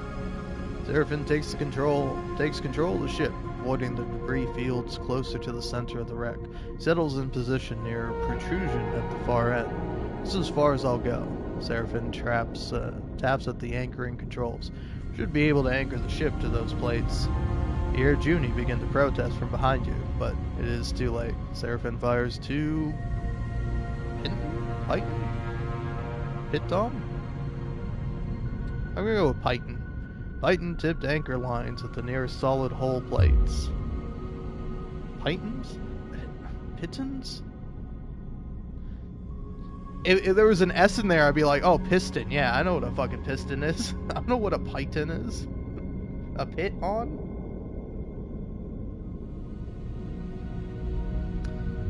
It's a metal spike fitted at one end with an eye for securing rope and enduring. Oh, God. Piton? Of all the ways I thought it would be, I was not expecting Piton. I'm going with Pitten. The Pittons slam into the plates, and despite their solid appearance, they instantly shatter. Fragments spin out across the wreck, slicing into other plates and building a spiraling storm of debris. Shit!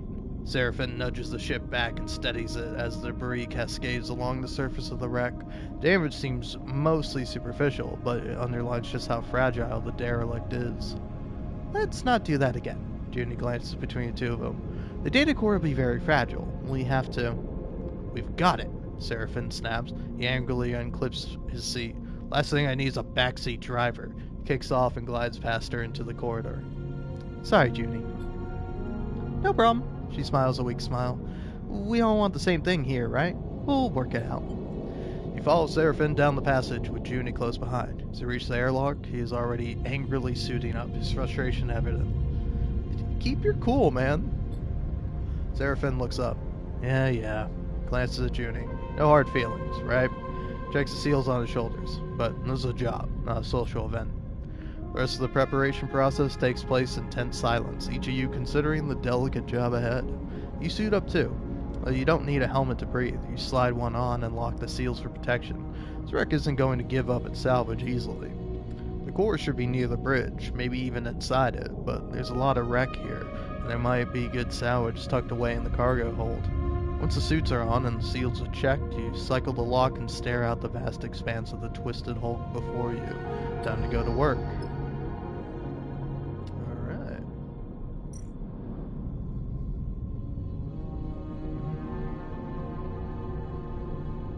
Clear cargo doors.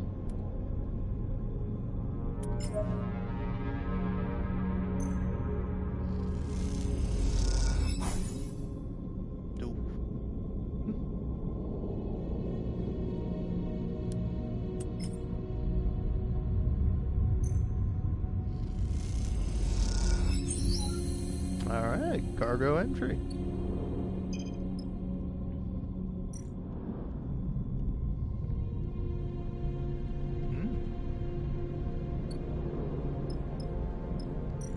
And what's here?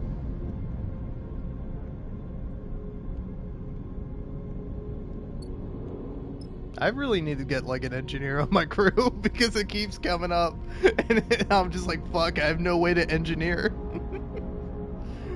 It's pretty funny though. Alright. Oh yeah, no, you take this one, Junie.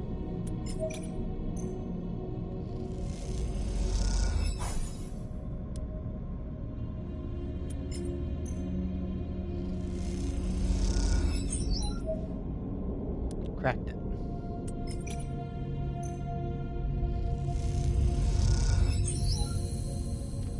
Bays are mapped. It seems the deep parts of the ship are in surprisingly good condition. Deep bays.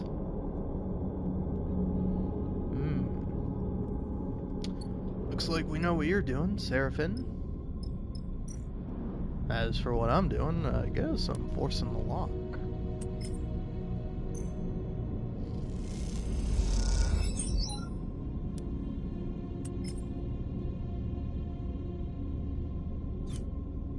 I almost kinda don't want to risk it, so I won't.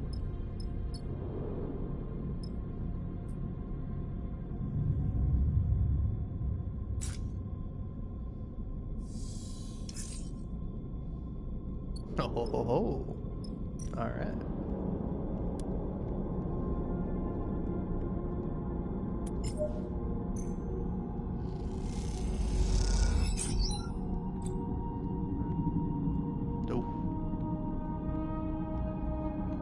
Prices will add 1 contract trust per cycle. Okay.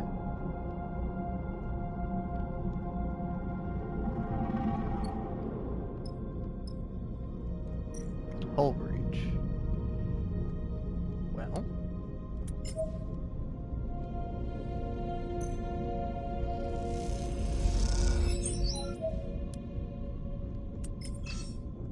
Oof. It's tough.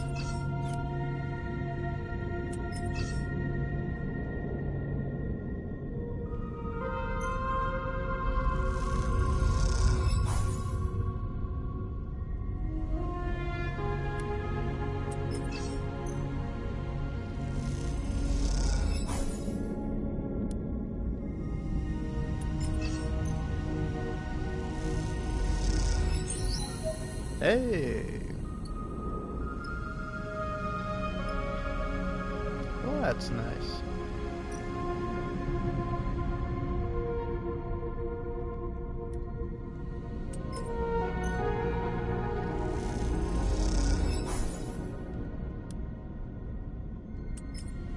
Yeah, this is fine. Oh, fuck you.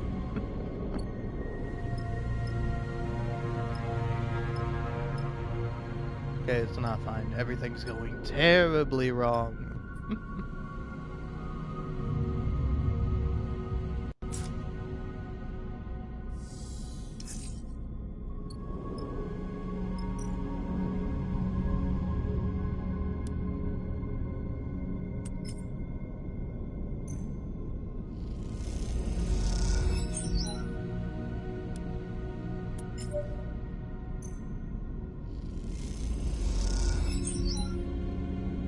Alright.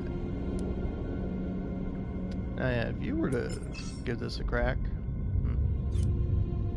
yeah, like, best practice. The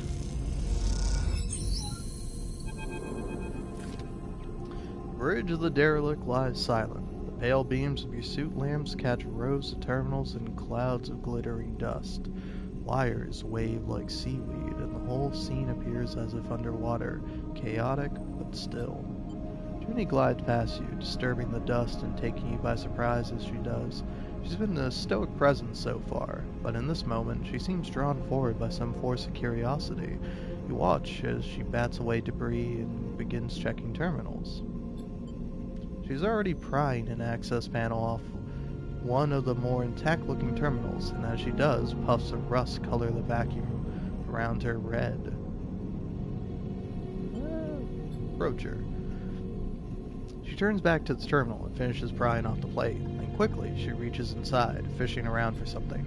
Her hand comes back out with a wavy cable topped with a thick connector. As soon as she sees it, she slips a keyboard-sized deck out from somewhere on her person. She runs her hand across the back until she finds the right port and slots it in the connector. All of this happens in a few seconds, the routine practiced and precise. It is hard not to be impressed. Nicely done. We'll see, she says, so quietly it seems mostly to herself. Junie's fingers dance across the deck's keyboard, and a burst of static lights. Oh, a burst of static lights up the Solheim terminal screen. Sudden burst of light and color takes you by surprise. Junie's fingers tap away, the terminal screen flashing with blocks of color and lines of code. It buzzes and vibrates, its long-dead systems forced back into chaotic life. Then, all at once, it goes dark. The terminal is dead. Shit! Junie hisses beneath her breath. Useless! You cannot tell the insult is directed at the terminal or herself. There are plenty more. She looks up at you, a confused expression on her face, and then scans around the bridge. I suppose, she pauses, but even from here, I can see most of them are less than scrap. The cradle with the data core can't be far. She pushes off from the terminal, gliding away from you. I'll start looking, she calls back and heads to the other side of the bridge. Seraphine glides up beside you.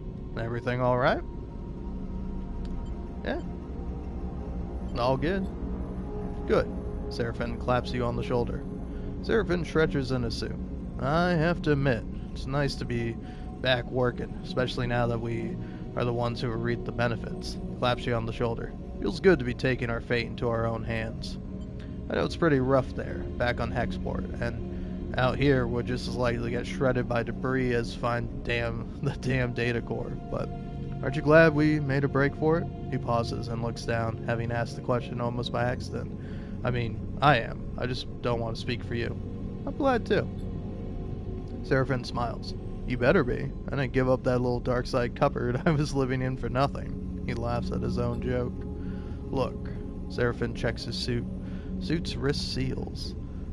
Once we've got a bit of space behind us, once we've got the distance, if we even manage to get that far, he furrows his brow. Don't feel you owe me. I'm no charity case. You want us to go our separate ways? Fine by me. He meets your eyes. Just do me the favor of telling me to my face. I will. Seraphin nods, but doesn't respond. After a moment, he shines his torch out into the dark, checking the rows of terminals all across the bridge. You watch the glittering dust as it eddies in the beam. Seraphin sighs. Let's get to it. You watch as he crosses the bridge, his torch probing the dark corners. You feel a chill run through your body as you imagine the people that once ran the ship, the Solheim crew surely long dead. What was it like here before the collapse, when the system was the jewel in Solheim's crown? It's impossible to know. That history is lost to you now. All you can do now is pick what you can from the ruins.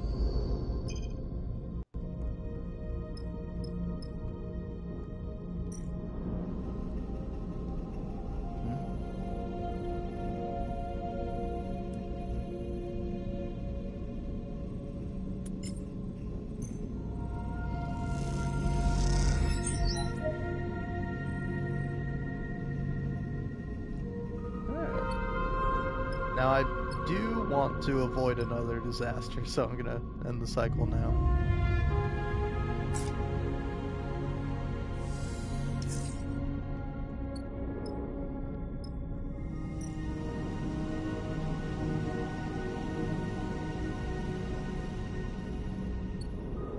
You know what? Let's incur some stress. Why not?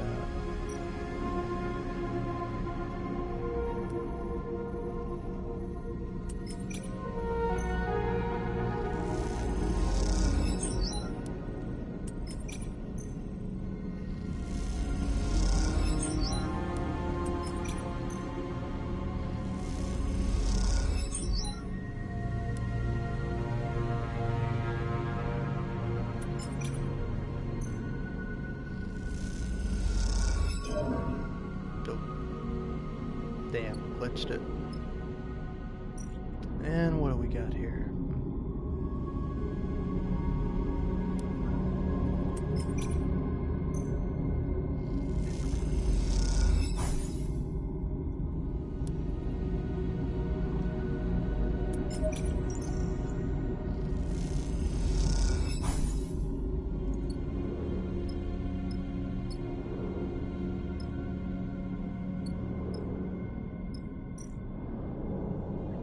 We're already here. Things are going terrible. Might as well get some scrap.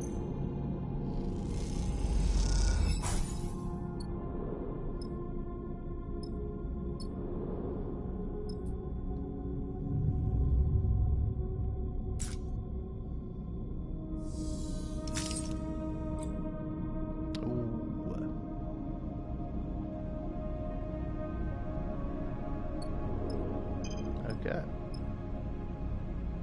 And there's another crisis location. Okay, alright. No, this is fine. Everything's going wrong and terrible. It's perfect.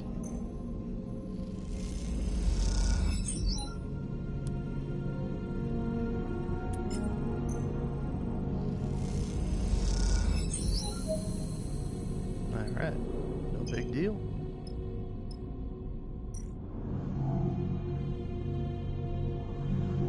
Well, can't slice the core, but I can isolate it.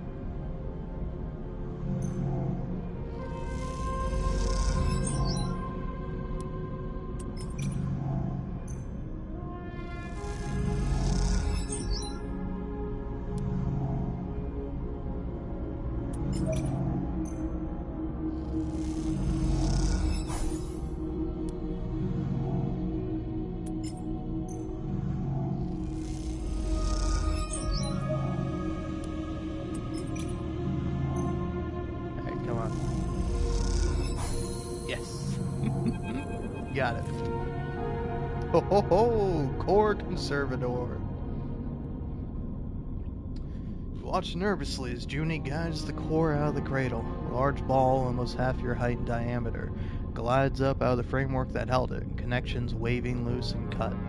Her breathing comes through the suit's comms, loud enough to be picked up, and it fills you with tense energy as you watch.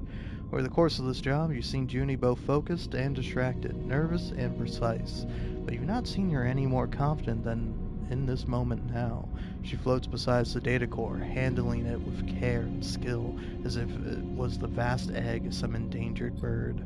She glances up and sees you watching her. You notice something unfamiliar in her eyes, something that you have perhaps seen in a passing moment before, only now it is no momentary lapse or change. It is set in place. You see determination. She guides the core a little away from you with one hand, and at the same time comes forward, almost placing herself between you and her prize. And it does seem to be hers, in the way she handles it, the possessive way she screens it with her body. We need to talk. The statement comes flat and deadpan. Any nervous tremble gone. Right now. Okay. Sleeper. She takes a deep breath. I want to be honest with you, but I need to know you won't take this from me. Junie glances around the cradle defensively, but Seraphin is already heading back to the ship to prepare the cargo bay for the core's storage. You two are alone. I won't. She looks at you, trying to read your expression. Karsten doesn't deserve this treasure, Sleeper. Junie glances over her shoulder at the core. Do you know how many of these are left intact? She shakes her head. And all he wants to do is wipe it clean so he can use the interface with Hexport. All that data, gone. So, what do you want? I want to extract the data, to make use of it. You see some genuine emotion flicker in her eyes. She sighs. After extracting the data, the core will be unusable. There's a security system that will fry it if data duplication is attempted. I can delay the security response long enough to copy the data, but after that, she trails off. You've done this before. She looks down. Yes. She meets your eye. This is why I came. Look at this place, Sleeper. She gestures to the cradle room, a dark and twisted cavern of long-dead tech. How many of these places are left? How many chances do we have to recover anything this old, this fragile? Like it or not, we live in Solheim's shadow, in their ruins, yet we know almost nothing. What chance do we have of understanding how we got here when others like them, like Senstad and Conway, are descending on the system? What can we learn from the score? I don't know, Sleeper. That is the point. She gestures around herself. We could learn our history and how the system was settled. We could better learn the technology we build our lives on. We could uncover Solheim's crimes and seek to make amends. She looks at you with pleading eyes.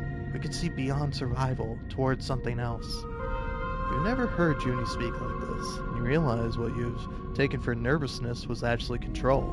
This, the person in front of you defending a decaying data core with their life, is the real Junie. But then you think of Lane, of the price he likely put on you and Seraphine's heads. Seraphin. I say Seraphine every now and then. I don't mean to. Seraphine's heads, and of the feed lines, without which leaving Hexport will be almost impossible. Is this even a choice? I'll explain about the feed lines.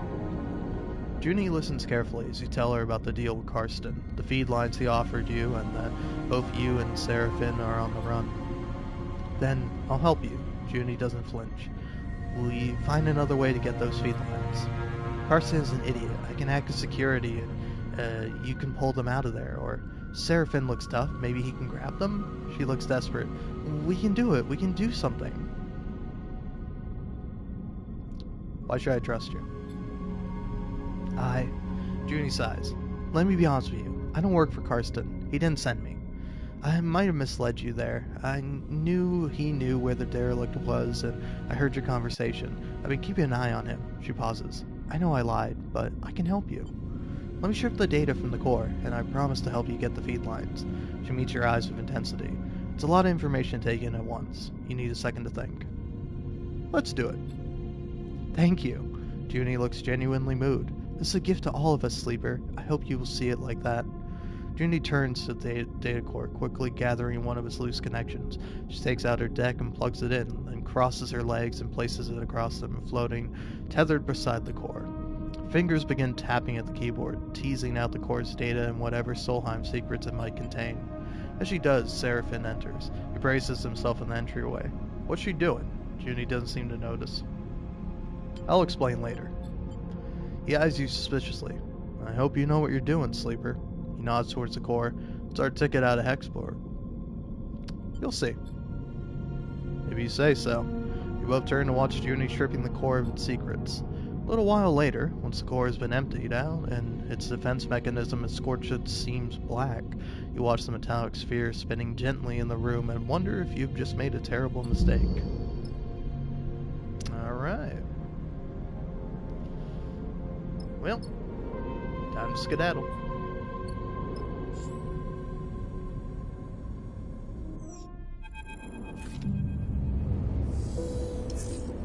As you arrive into Hexport, Junie speaks up from the back of the cockpit. We're gonna have to act fast if you want to take those feed lines. You and Seraphin exchange glances, both still getting used to this new Junie. We? Seraphin raises an eyebrow. Only one of us fried the core and stole all its data. Shoots you a look. And for some reason, we let you. We can make this work. What I'm wondering, Sleeper, is why we have to. Seraphin looks infuriated. I don't think Karsten is going to take kindly to the idea that we brought someone pretending to work for him on the job and let her have his prize. He scoffs. Points at Junie like she is an object. Do you even know what she's up to? Junie looks between the two of you. Hexport hasn't exactly been kind to me. You two trusted me, even though I didn't deserve it. I'm not used to that. I want to repay it. Not to mention that Karsten is probably ripping you off. Even if you get enough cryo, what's to say he won't raise the price? Trust me, he's no good. I was trying to deal with Karsten to get those derelict coordinates from the moment I arrived here, and he ran me in circles. She shakes her head. Seraphin is watching her closely. Even if I do take you at your word, which, given everything, seems a little tough, how do we even do this? He raises an eyebrow. You're telling me we just drift in there and take the feed lines? Look, I get it. You don't trust me. She pauses. But what if I have a vested interest in this working out? There's nothing left for me here, and I don't much feel like hanging around waiting for Karsten to figure out my involvement in all this. I need safe passage. You need the feed lines to grant it. She allows herself a smile. See where I'm going with this? Seraphin sighs. I don't like it. He pauses. But it makes sense. What do you think, Sleeper? I like it. Alright then, Junie smiles. Let me prepare. I'll head to Factory Row, scope the place out. Meet me there and we can work out a plan. She glances between the two of you. Trust me, we can find a way. We'll keep it simple, clean. Simple is good? Let's get to it. Okay then, Junie smiles. Trust me, this is going to work. I'll go scope out the bay we need in Factory Row. We should split up, less likely for Karsten to suspect us. Meet me there in a few and we can finish setting up. Junie unclips her seat, floating. I want to show you I can be trusted, that we can do this. She looks between the two of you. Believe that, please. And with that, she slips away down the passage towards the airlock and Hexport beyond. You look at Seraphin. I'm saying nothing, Sleeper. He unclips from his seat too. Either this is the kind of mess you have to go through to get out to the other side, or it's the kind you never escape. Either way, we're in it now. He leaves the cockpit. Stare at the chaotic lights of Hexport. Wonder if anything in the Starward belt ever runs smoothly. Oh man, this is fucking awesome. Alright.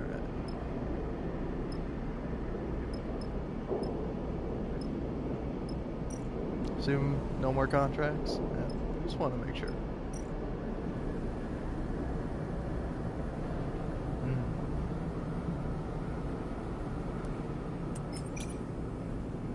Hack security. Junie needs to help create a backdoor into Karsten's security systems so she can deactivate them when the time is right.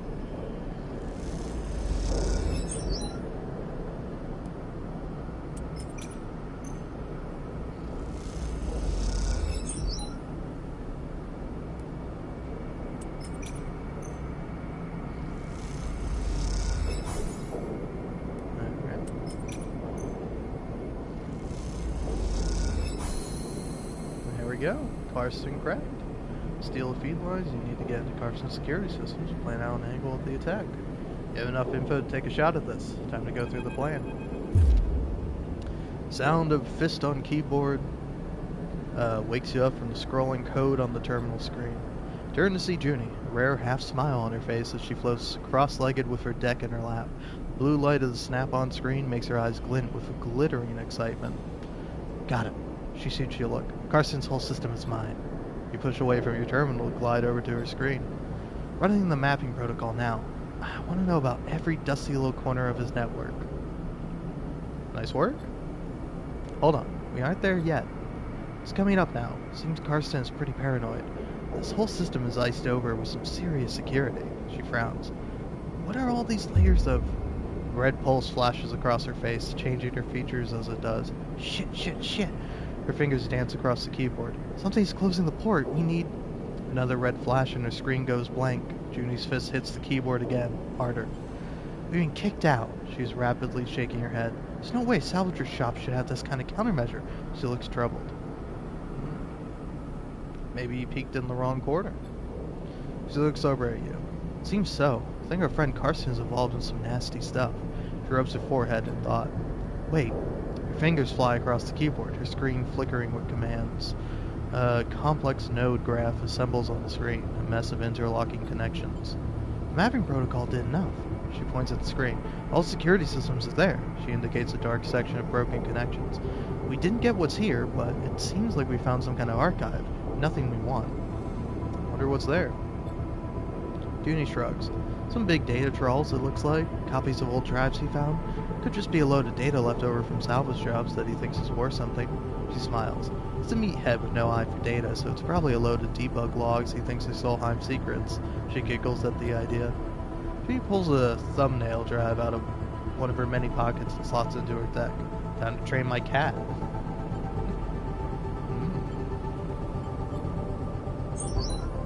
Yeah, look at that. You watch the code spilling across the screen and notice the addresses from the node map being marked and logged. As you watch, you see that the cat identifies weaknesses, marks nodes with multiple connections and fragile structures, and is making a plan of attack. Junie's going to blast Carson's network apart with raw data. Junie sees the look of recognition in your eyes. And I thought I could show you something new. She looks impressed. I call it a Katzenjammer. CAT for short. Give it the map of a network with an empty port, and it'll flood the system with raw data and network noise. Any tech connected to it gets a killer headache. I built it to take the remnants of Solheim security systems out of commission on an old derelict. She squints. I had one too many close calls. What will do to Carson's shop? Pretty much fry anything on our map. Cameras, shutter controls, alarms. It'll be pure chaos. She plucks the thumb drive out of her new deck and hands it over. The cat head sticker on it catching the light as you turn it in your fingers. We've still lost access, of course. Junie turns back to her screen, bringing up another node map. But there's an old Solheim port from the original facility just outside Karsten. Slot the cat in there, and it should be able to find the back door. Alright, what are we waiting for? Nothing, but she looks away. This isn't going to be quiet, she squints. This whole system is going to get data blasted. It's not a subtle hack. When you slot the cat, you get in, grab the feed lines, and run. Sounds like one hell of a risk. Seraphin's voice catches you both by surprise as he slips into the dark and empty unit. Well, Junie pauses, looking between the two of you. It's our best option. Seraphin narrows his eyes. And where will you be while we run the gauntlet of scrambled security and make the grab? Junie looks away. I can monitor how it goes down remotely, from here, or the ship. Seraphin gives you a look. You can tell he's finding it hard to trust Junie after everything. I trust you, Junie. She smiles, a thin smile. Thanks. She starts to pack up her deck, but I'll find somewhere else to work from. Close to the ship, but out of your way. Junie shoulders her bag and glides to the door. When you're ready, slot the cat and go. By the time you're back on the ship, I'll be there. She glances down. Don't leave without me. She shoots Seraphin another look and then slips out of the unit. Seraphin watches her go, and turns to you. The whole Hexport is going to hear about this. Shakes his head. Well, you better be ready to go the moment you slot that thing in. I'll be ready. Seraphin nods silently. I'll be at the ship, preparing the engine. We need to be ready to fit the lines as fast as we possibly can. He meets your eye. Be careful. Don't stop for anyone or anything. Puts a hand on your shoulder. And don't even think about looking back. With that, he slips out of the unit, leaving you alone to consider what comes next.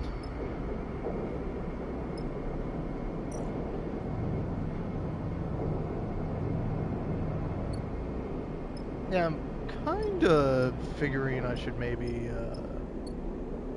rest up before I do this.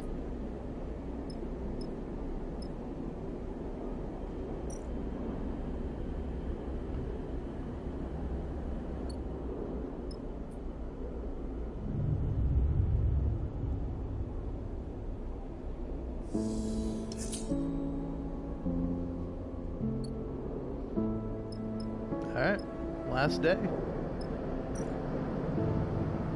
I don't know if it's necessary to do that, but I figure might as well. Junie's cat will overwhelm Carson's security, but you don't know how long for. You better be ready to grab the feed lines and run the moment you slot it in.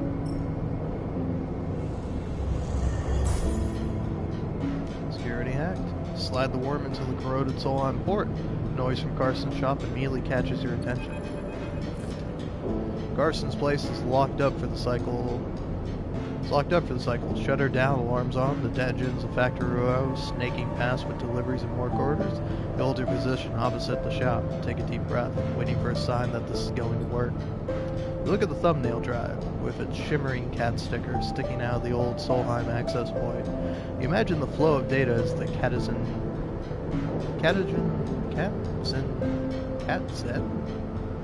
Zammer.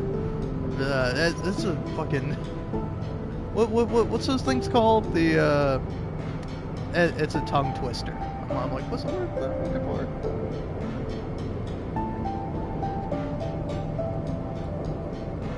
You imagine the flow of data as the Catson Jammer seeks for an entry point into Carson's system. Think of Junie, tucked away near the ship, watching you through the public networks. Think of Seraphin, deep in the engine room of the rig. Hurry the hell up, you think, waiting. Then you hear it, pulsating white noise, spluttering, and then screaming out of... Spluttering? I'm not doubting that's a real word. I'm just, like, sputtering. Yeah, that's what machines do on occasion, but spluttering? It sounds like a fucking mess. Anyway, sorry. The shutter scissors up and down, the lights pulse, the alarm gurgles in confusion. For a moment, you're stunned into stillness. People stop in the street, then turn to look as the shutter's motors burn out in a cascade of sparkles and acrid smoke. Now or never. Approach carefully or rush inside? I'm more of an approach carefully type. Alright.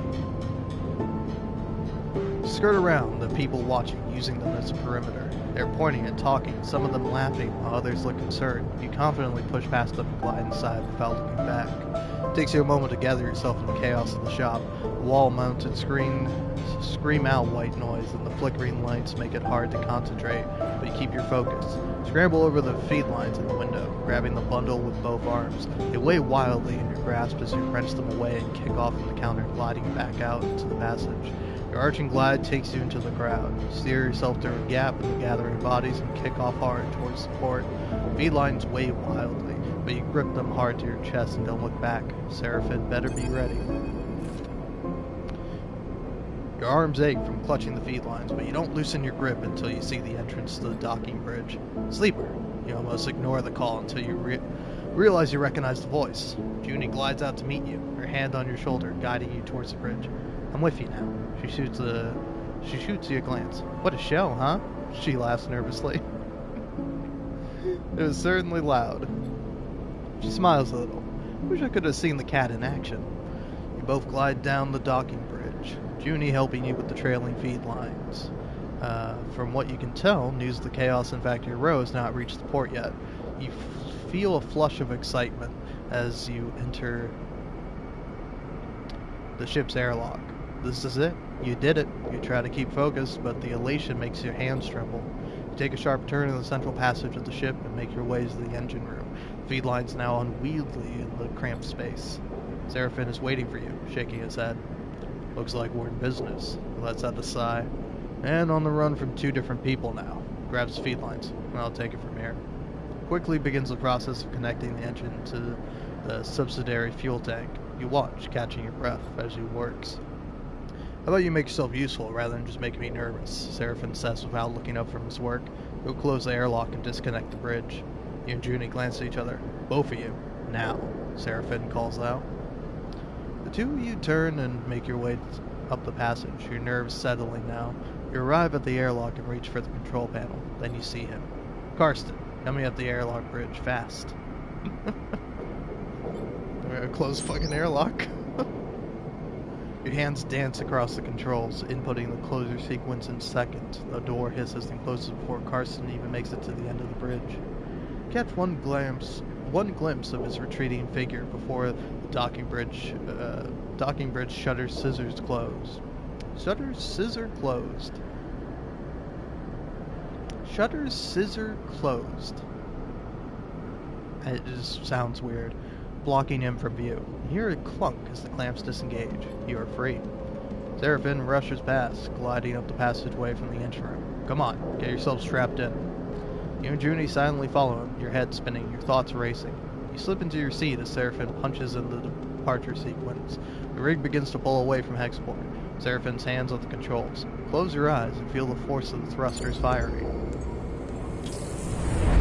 Export. What the?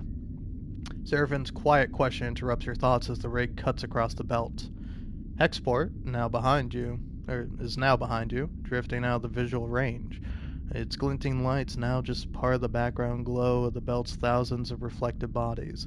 Whatever trouble you stirred up there has surely been left behind, which is why Seraphin's muttering is worrying you.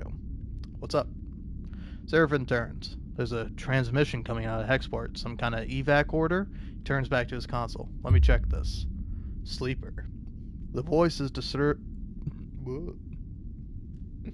My apologies. Okay, nobody's watching me right now, so I don't even have to fucking keep reading. Ugh. Which, yeah, now I'm kind of curious. I should have checked this way sooner, but I want to know how I sound.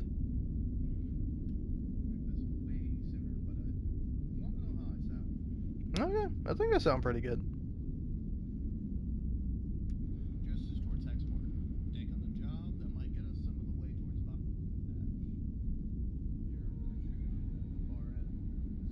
Yeah, the music is a little loud.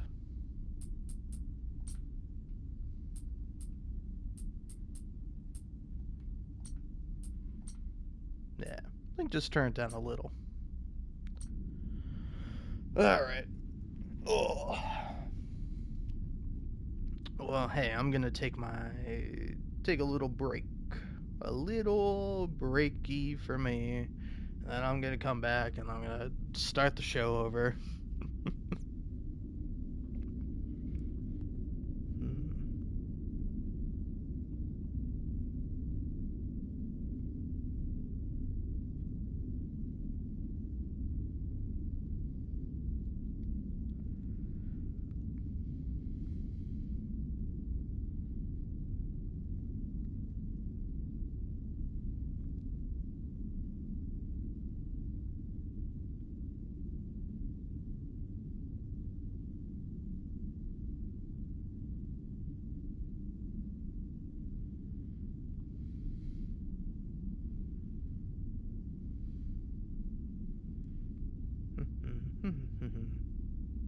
Alright, anyway.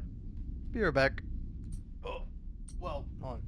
Sleeper. The voice, as distorted as it is, cuts through you. There he is. What a neat looking guy. Relentless, cruel, and on your tail. I know. Sleeper, I know you're there. A hissing pause. Is that coming from Hexport? Seraphin glances at you confused. Is what coming from Hexport? Give me a second here, Sleeper. Getting a wide channel broadcast. He rubs his shoulder nervously. They're warning people to alter their course away from the station. You are slipping away. A squawk of noise. But we can't have that. I take this personally, Sleeper. Sharp intake of breath. After all, my investment, all my care expended upon you, this is how you repay me. At least we're heading away, Seraphin interrupts. Maybe it's just a precaution. I see a little something glinting out there, Lane continues. Could that be you? Sleeper, You hear Seraphin calling, but you don't move. You don't breathe. All you hear is Lane's voice. You unclip from your restraint, drifting forward towards Seraphin. Gives you a wild look. Something isn't right. You don't feel right.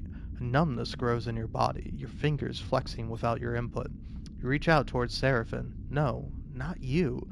Something reaches out to Seraphin through you. Tension flickers in his eyes. Fear? A hissing silence, then a rumbling blast. All at once the rig screams, systems seizing in an electromagnetic perilous... Perilous? No. All at once the rig shifts, carried on some shockwave of light, pain, then darkness.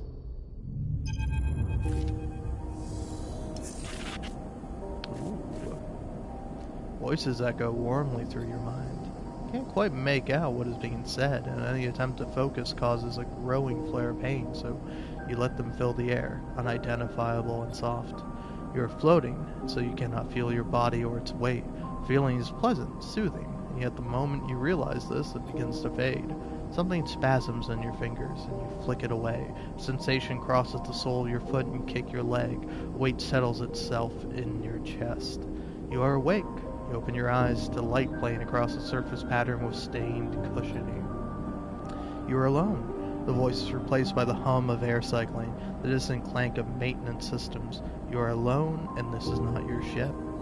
You jerk upwards against the straps that hold you loosely to the berth, suddenly confronted with the last things you remember, an overwhelming numbness, and below it, an insipid animating force creeping through your mind. You pull at the straps and free yourself, floating up into a small habitation room, cushioned and worn, your mind racing. What happened?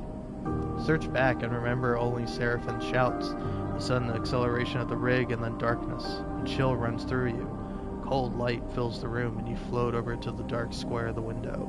You see stars, the bright pinpricks of drive trails, and skeletal docking bridges. This is a station. A sudden hiss draws your attention to the door, which slides open with a puff of equalizing pressure. The entering figure jumps as they see you. You're up!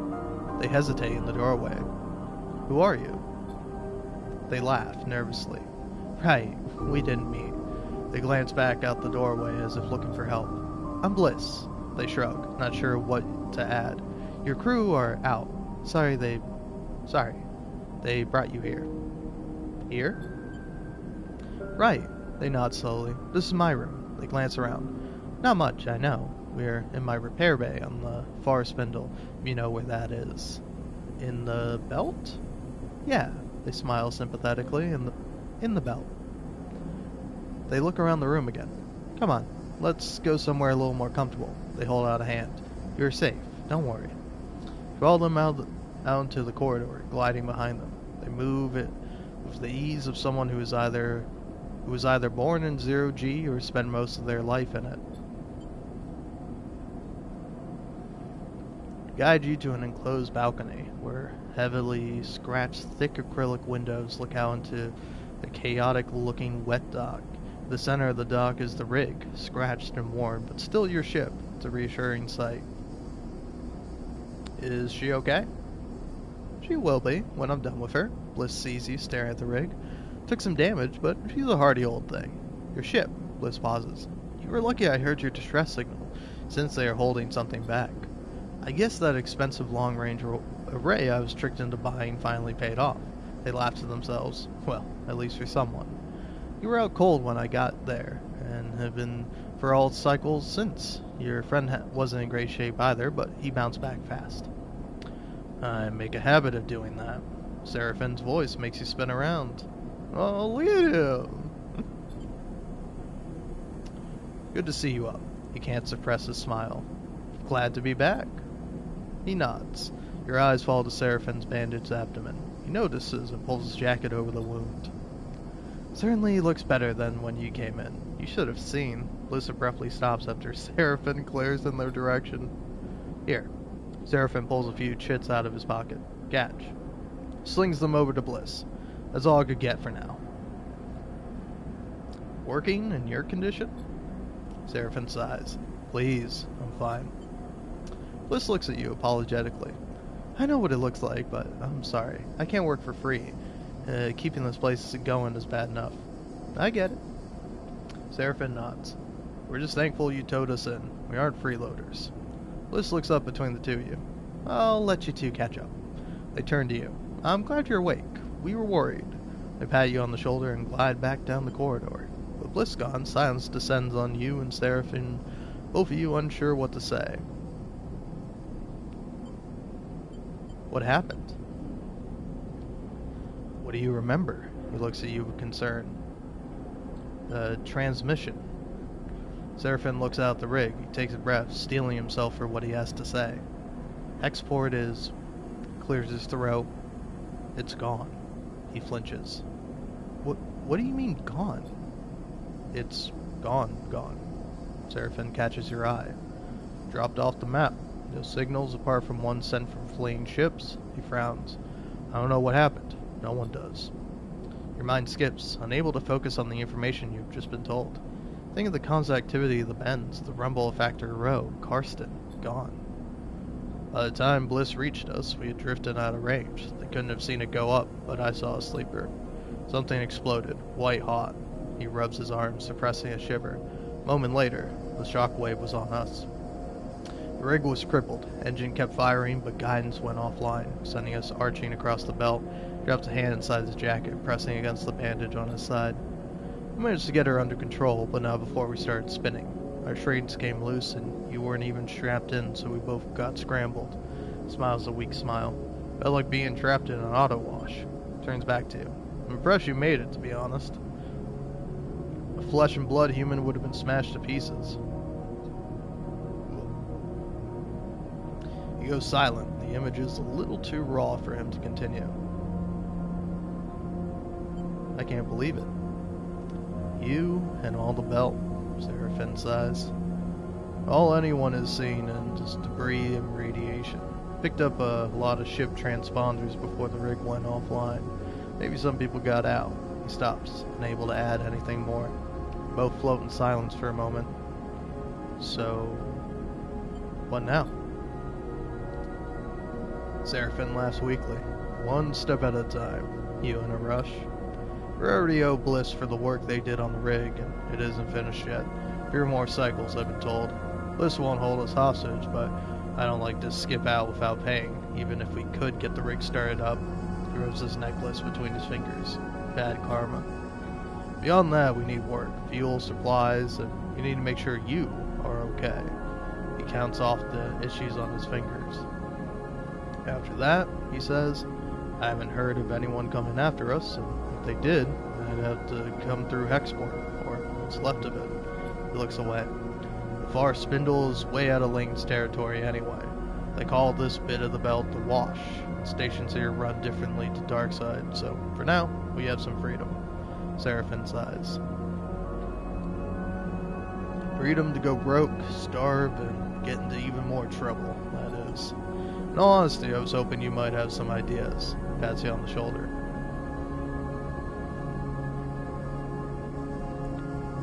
Let's look for yeah, I want to explore this place.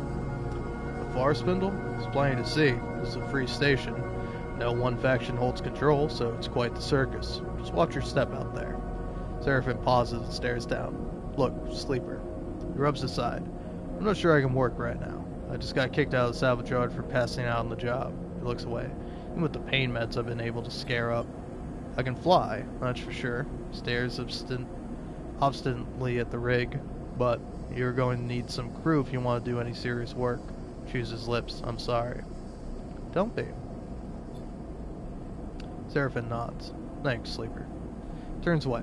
I'm going to take a rest on the rig. I'm wiped. You look out at the rig as he leaves, the warmth and softness of your waking moments now feeling like a distant memory. Is this what you wanted? Freedom? A chance to work for yourself, not Lane? Well, here it is, with all the problems and complications you could imagine. And at what cost? Could Lane have wiped the Hexport just to try to end you? You shiver at the thought. But if not Lane, then who? Theories cloud your mind.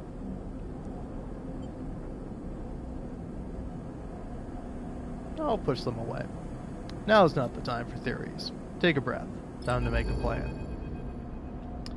You've gained some glitch. Glitch is a penalty you gain from repairing dice and from Lane's attempts to hack your system. Your current level of glitch is represented by the glitch clock to the right of your dice. You can have a maximum of 6. Each level of glitch you gain will increase your chance of rolling a glitch dice at the start of the cycle. Each time you roll a glitch dice, you clear one level of glitch. Glitch dice has an 80% chance of a negative outcome when used, and a 20% chance of a positive one. Oh, that seems fucking terrible. You find Junie in the airlock, her small collection of things crammed into her bag. I was coming to see you, I promise. She looks nervous. I was waiting for you to wake up, but Seraphim said you were okay, so... That's okay.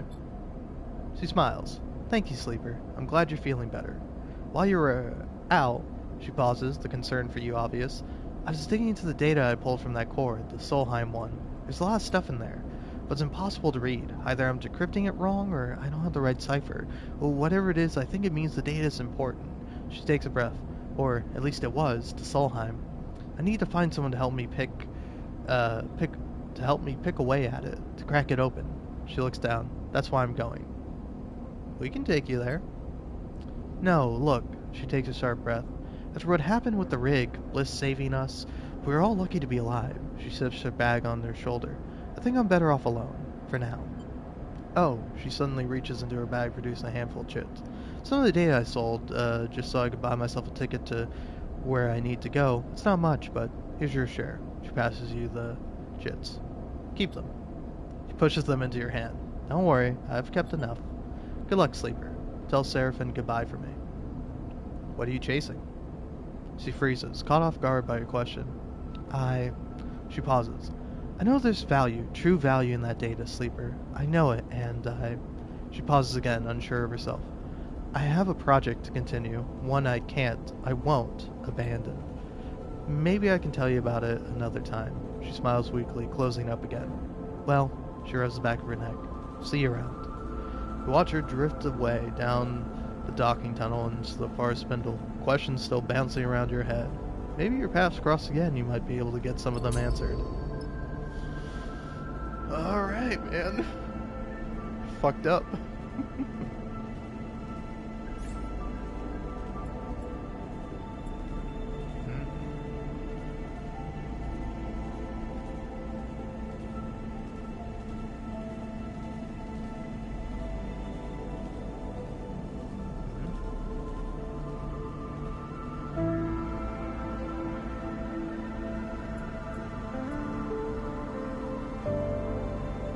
That's pretty interesting.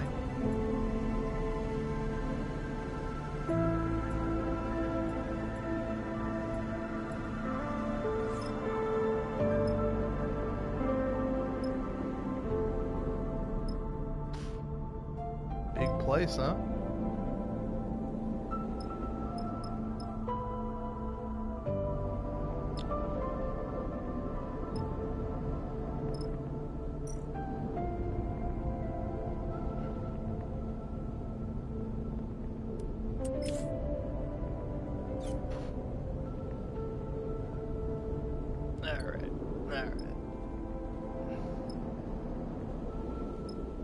I'm gonna let it sit for a while.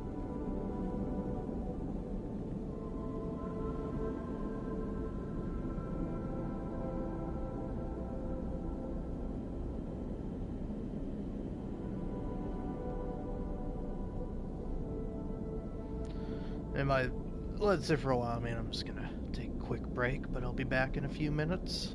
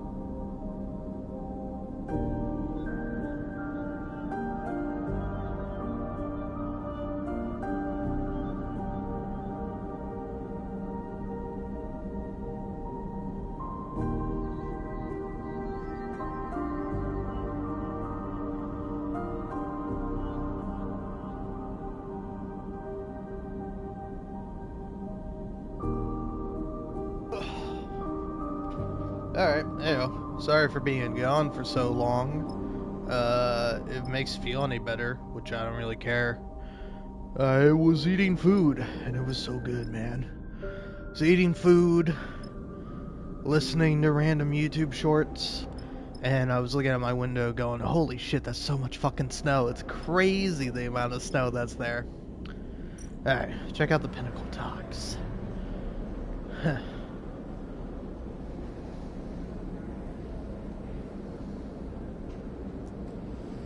Study the manifests. Alright. As you glide through the Pinnacle Docks, you hear shouting echoing down a corridor.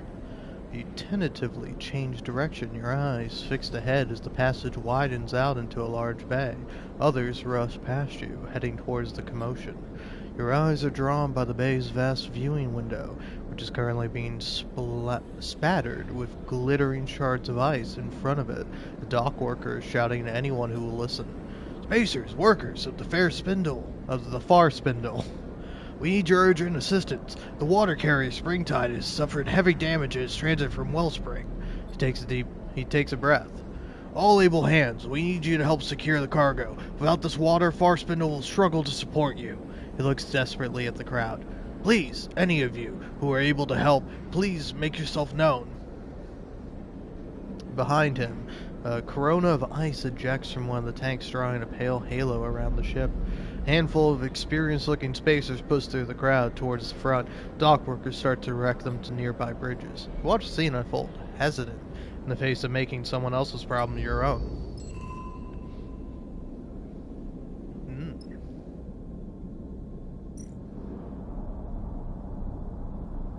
Serious leak.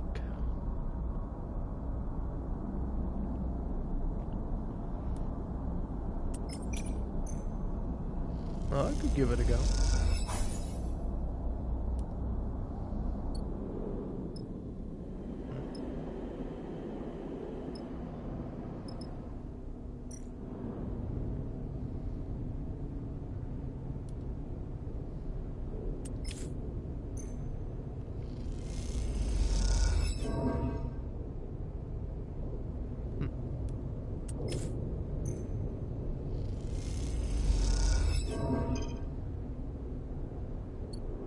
Okay.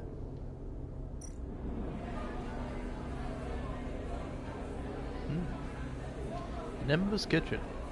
Serves those that can't work in the underhang, but able-bodied visitors like you have to work a kitchen shift to get to eat. Nimbus is too busy to spend too much time with everyone in the kitchen, but he does notice those who do good work. Okay, alright.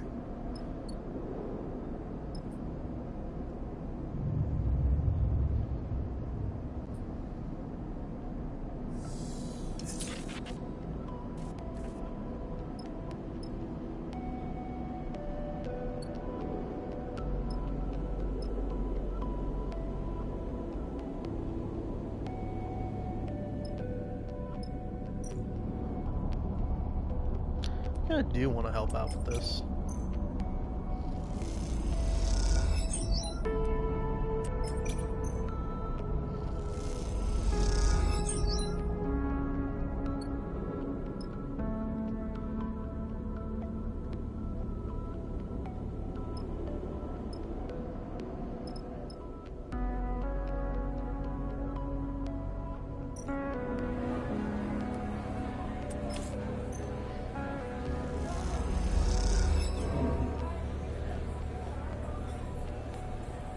You know you're one of the chefs and they saddle you loading the auto wash. By the time you're done, there isn't much food left. Fair enough, man, fair enough.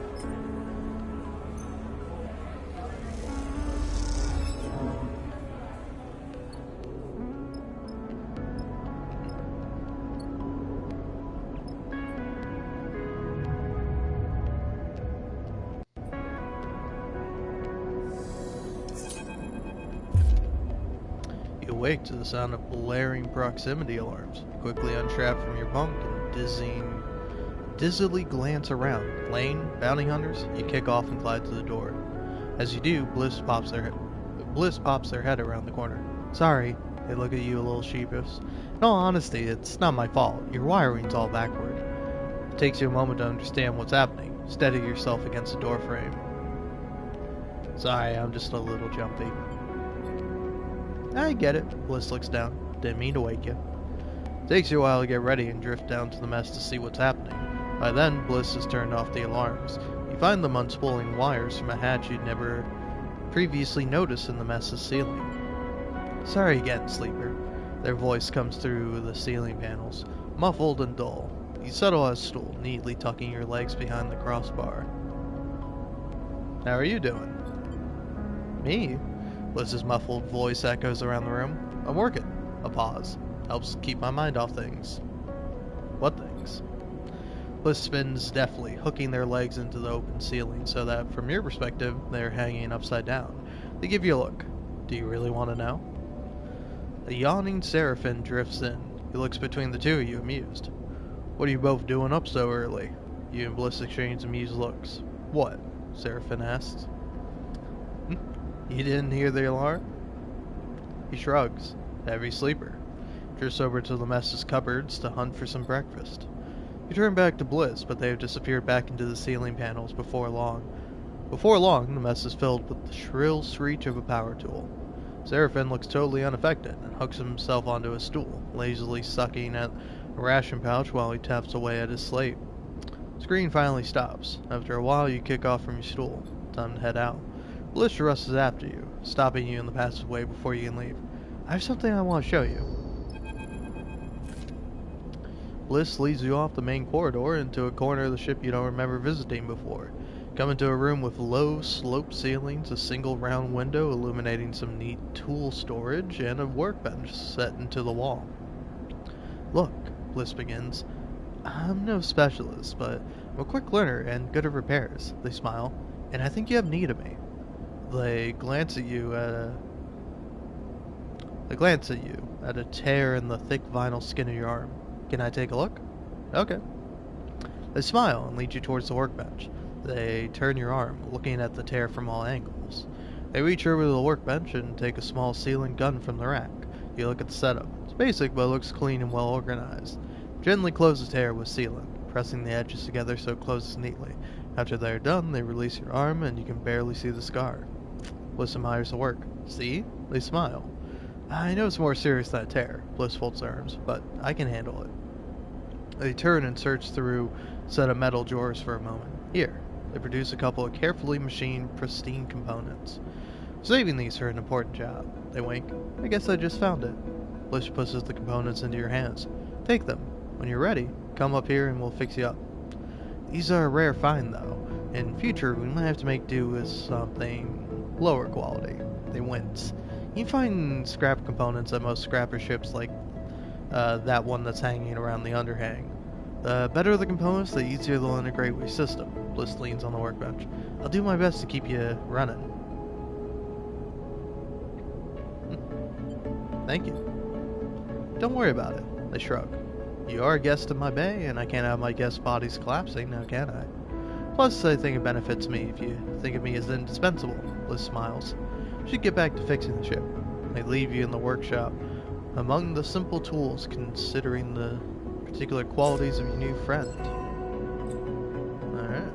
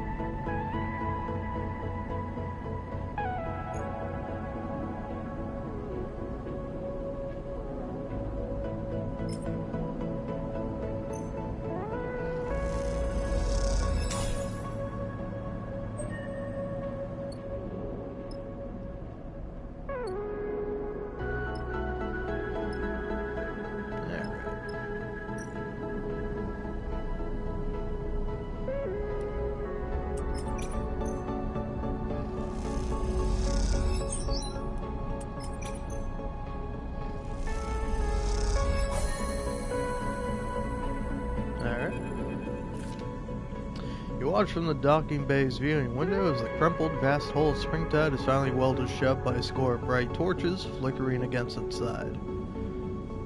Everywhere I look, I see a crisis.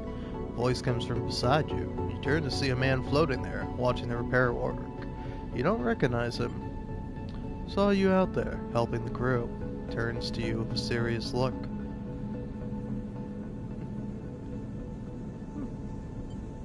They needed it. You aren't wrong. He pauses, watching you carefully. I haven't seen you on the spindle before. What, if I may ask, is your business here? I'm running a crew. He nods. I see. Springtide is my ship. His face remains impassive. At least, I am her captain. I do not own her. The Lawtic Syndicate, my employer, was the one who put her into service.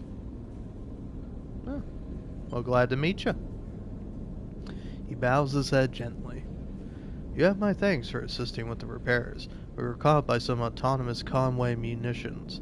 He looks at his ship. Wellspring Run is getting more dangerous every cycle. And after Hexport, he pauses. I do not expect things to improve. You both go quiet for a moment, the loss of the station still inspiring silence in anyone who mentions it. Tell me, Malik meets your eye. As a sleeper, do you feel you have advantages over others, or does your particular condition provide only weaknesses? Advantages, of course. He nods. Certainly. You showed this with your work on the Springtide. He gestures towards the Springtide. Your work on my ship only evidences your abilities. You far outperformed even my own crew. He looks to you, angling his head in deference. In conditions that are usually deadly. Sadly, despite even your good work, our losses have been great, and the administration at the far spindle are not happy. We are to be impounded here until the Lawtic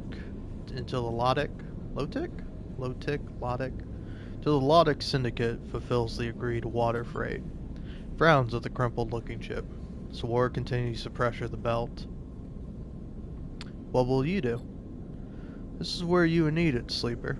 Malik folds his arms. My crew tells me you have a ship. You have workers. This is what I need. As we fled from the Conway attack, our navigator registered something of great interest. A water-rich asteroid. One, I believe, is previously unknown to the syndicates. Comes a little closer. For now, I've sworn him to secrecy, as I must you. But if this asteroid could be surveyed, and its value confirmed, would more than make up for the shortfall of the Springtide. He pauses thoughtfully. Yeah, let him continue. I want you to survey the asteroid for me. It is a simple enough job, but its location, so close to the edge of the wash, is problematic. However, you've shown yourself to be very competent. If you're careful, there's no reason you should have problems with Conway or any other hostile party for that matter. Hostile party? Malik shrugs. The wash is where the orbits of the inner system and Starward belt conspire to bring vessels, objects, and all kinds of wanderers together. It is a territory of opportunists. I will, of course, reimburse you with a portion of the fee as far as Spindle Administration are withholding from me. 250 cryo is my offer. How will your employer feel about that? The Lawtic Syndicate only cares that its water is delivered and its fees paid. I'm free to make sure this happens in a timely and efficient manner, as I see fit. Malik passes you a thumb drive. Here are the details on the tests I need you to run for the survey. Sample core of ice from deep within the asteroid should give you enough material to work with. You notice a member of Springtide's crew waiting quietly at a distance. Malik nods to them discreetly. This is a delicate matter, Sleeper. Survey the rock, and on your return, broadcast the results to my personal terminal. Frequency is in that data. He pauses, meeting your eye.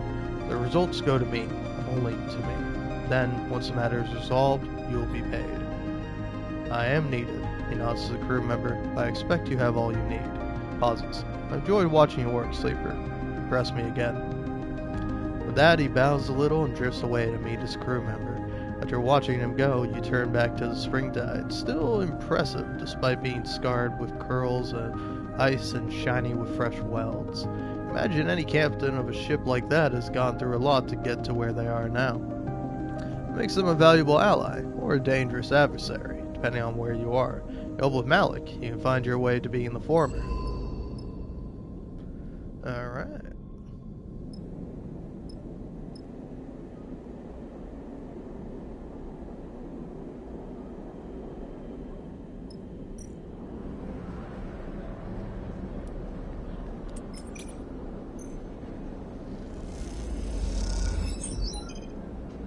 Alright. Signal station.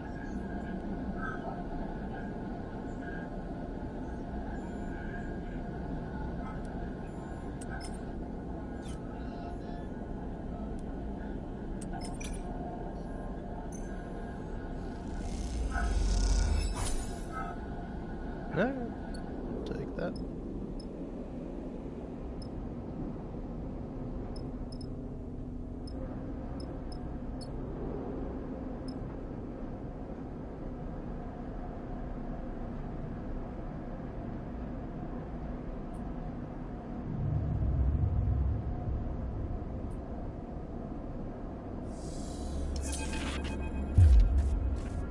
You jerk, suddenly awake. A fragment is lodged in your mind, a shard of sound, of signal, a tone.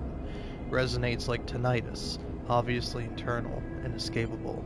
You look down, see your hands blurred, your fingers dancing as if they were typing. Settle them. Your fingers flap like caught birds. Take control. It takes all your focus to settle them. You force yourself back into them, a sensation like squeezing on a tight pair of gloves. You flex your hands a little to feel them, test them. What was that? Take a deep breath to calm yourself, but as you do, you're reminded that you don't need to breathe. It is a claustrophobic sensation that you cannot shake. You get up, push off the wall, pull on your clothes. Anything to escape the dreams that hover there at the back of your mind. Seraphim drifts in casually, heading to his bunk to grab something. You can't shake the strange sensation that he has just drifted into your mind. Shoots you a glance. I said, "Are you okay?" Gives you a concerned look. You look terrible. Not really. You mumble a response.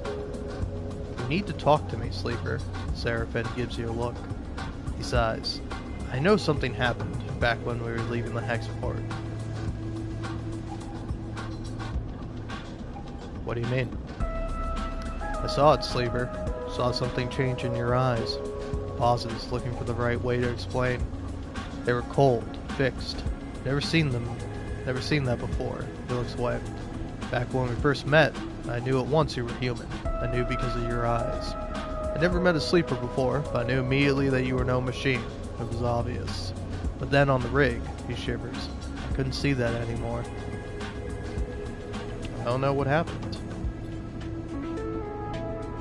What did it feel like? He gives you a curious look. Close your eyes and recall the moment. You remember Lane's voice, the rig hot and close, the numbness, and then you see it, glittering in the non-space of your mind, thin and bright, like spider's silk, a thread. Sleeper? Seraphim's voice interrupts your thoughts. You open your eyes to his irritated face. Are you even listening? You need to get you checked up. You need to know what's happening. Seraphim gives you a stubborn stare. This isn't just about you. But where? I've been asking around. Seraphim's face is set with determination now. There's another station near this one. Flotsam. It's a mess, an accumulation of wrecks and docked ships, but it also houses some of the best artificers in the wash. We should go there as soon as the rig is ready. Okay, I'll go. Thank you. Look, he pauses. I know I don't know what it is like to be a sleeper. I understand there are things you can't tell me, can't show me, but do know how fear can keep you from doing what you need to do. I'm not going to nag you about it, he sighs, but it needs to be done. Passes by you as he leaves the bunk, squeezing your shoulder as he does, leaving you to your thoughts. Finish getting dressed, feeling your body, its strangeness. Even though you wish you didn't. At the very least, you think you need to find someone who can stop you falling apart. Maybe Flotsam isn't such a bad idea. You push the thought to the back of your mind. There's a cycle ahead. The rig isn't ready. When it is, then you'll see.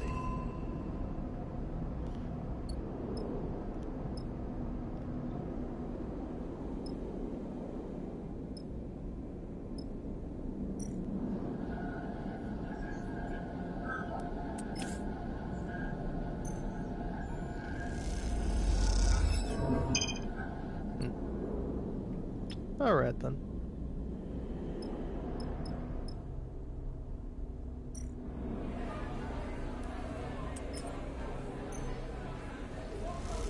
Let's earn me. There you go.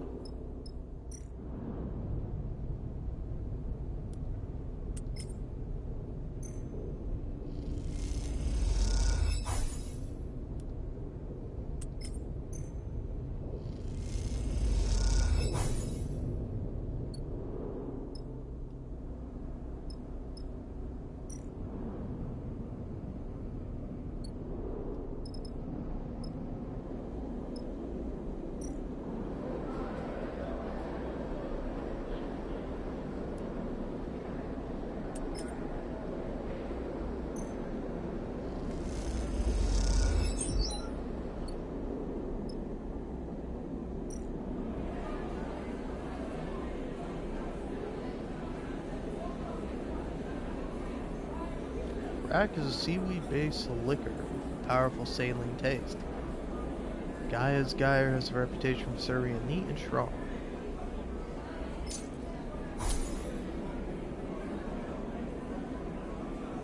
Getting racked. Oh yeah. That's fun.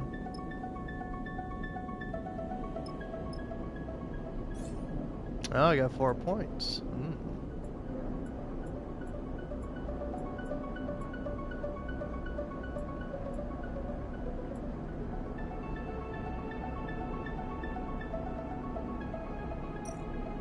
I think being able to engineer is going to be a good thing.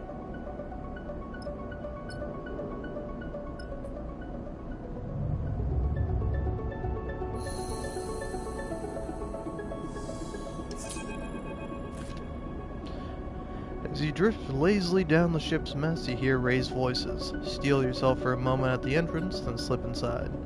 Seraphin sits, hooked onto his usual stool, his slate glowing beside him. He is shaking his head as you enter. Bliss, meanwhile, is floating freely, and gesticulating sharply as they explain something important. I don't see why not, Bliss chops at the air. It's not like you have an alternative. We can get the cryo. It'll take time, but we can get it. That was the deal. Seraphin speaks calmly, trying to placate Bliss. Sleeper. Bliss spots you entering, and they turn to Seraphin. Let's see what the Sleeper thinks about it. About what? They both fall silent for a moment. Seraphin sighs. The rig's ready, Sleeper. Bliss gestures around the mess. I fixed it. Hell, I've improved it. She's purring thanks to me. Now, wouldn't you say, having done such an incredible job, I deserve to be paid properly for my work? A calculated look crosses their face. A refit and retune like this would typically cost my clients hundreds of cryo, even if I was feeling charitable. Seraphin sighs loudly. He knows where this is going. See, I could make you pay, and maybe you could even scrap the cryo up, but not without taking a contract and taking the ship off station, leaving me in the lurch. We wouldn't do that. Seraphin starts, but Bliss holds up a hand to shush him. So, I have a proposition, one that clears the debt completely. They pause. I will turn around the open sign on this little bay of mine and join up with you. You will keep me in work, give me my split, and give me transit to wherever you're heading. I'll even keep this rig of yours working for free. They shrug. What could be better than that? Us paying and being on our way with no hanger-ons. Seraphin folds his arms and looks at you. Tell them, Sleeper. Actually, we could use their help. Why are you so against making friends? Bliss grins at Seraphin. See? Sleeper gets it. You can use my help. I'm an excellent engineer, a tidy shipmate, and a half-decent chef. I'm done with Far Spindle. I'm done taking not enough jobs for not enough cryo on a station where I know nobody. They pause, satisfied. You're welcome. Seraphin holds up his hands. Look, we appreciate it, but we We are on the run, Bliss. Trust me. You're better off here. Gives them a serious look. Even telling you this could put you in danger. Bliss pauses, then they start laughing. On the run? They shake their heads, smiling. You expect me to be scared off by that goofy shit? It's true. Bliss just shrugs. The system is at war. The belt is spiraling into a crisis. Everyone's got something. I know you were at Hexport. Seraphin looks at them, open-mouthed, searching for a retort. What happened there? Who's to say it won't happen here? I'm not sitting around watching this all play out any longer. They take a deep breath. Something has to give. Bliss turns to Seraphin. Look, you've done your due diligence or whatever. You are on the run. I've been warned. I accept the risks. That's it. At the end of the day, your ship is clamped into my bay, so unless you know my encryption protocols, there's not much left to discuss. Seraphin shakes his head and a small smile crossing his face. They've got us there. He looks at you and then at Bliss.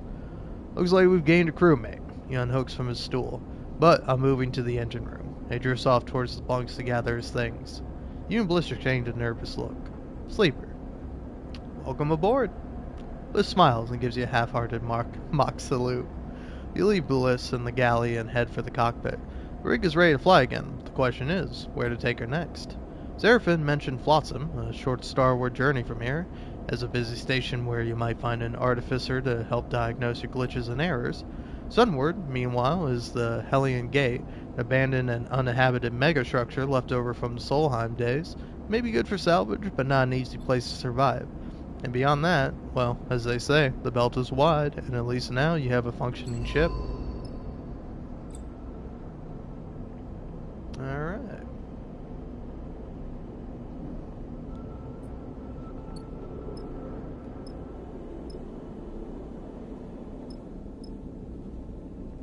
Well, let's see here.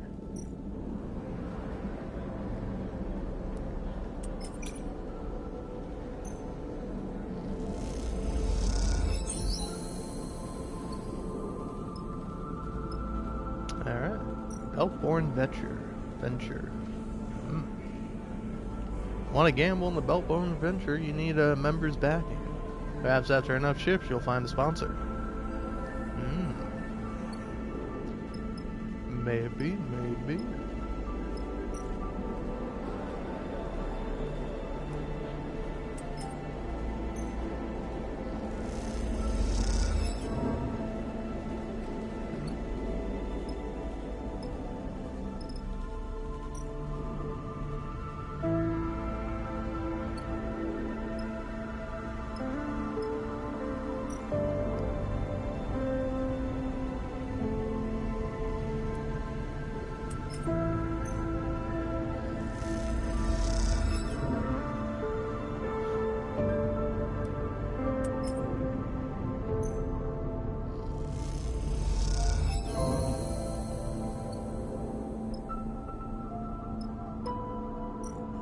Scrapper ship.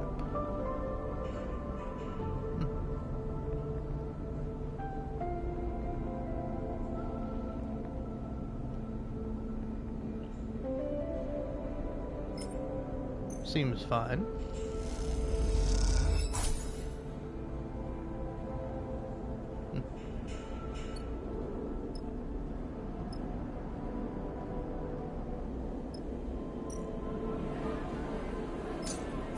Get racked, man.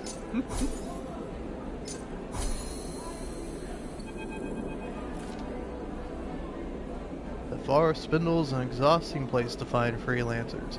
No shortage of spacers here, the corridors and bays throng with crew inbound and outbound, on or between contracts, trading stories, contacts, and materials. But whatever language, appearance, or code identifies someone as worth signing on with, you don't seem to have it. Perhaps it is because you are a new face, or noticeably unsure. Or perhaps it's just because you are a sleeper. You push the thought to the back of your mind and instead focus on what's in front of you. The vast, cylindrical tank at the center of Gaia's Gyre. The first time you entered the bar, you floated up, open-mouthed, much like all the new arrivals do, at the side of the huge kelp stack. Biggest you've ever seen. Even now, your eyes fixed on the fronds of seaweed that wave in the circulating water beyond the curve of dirty glass, you find it impressive. Take a sip of the harsh saline-scented rack from its magnetic vessel, secured to the bar. As you suck on the straw, your eyes following the shifting fronds, you hear someone clenching their throat beside you at the bar. Hypnotic, isn't it? The voice is low and rumbling. It comes from the large figure on the stool next to you. Fluorescent lights behind the bar glint in his eyes, shining up into his wide, rough face. I've heard talk you're hiring. The figure turns his face to you. You don't recognize him, but in the shifting light of Geyer's Gaia. I thought it was Gaia's Geyer. What? Hold on.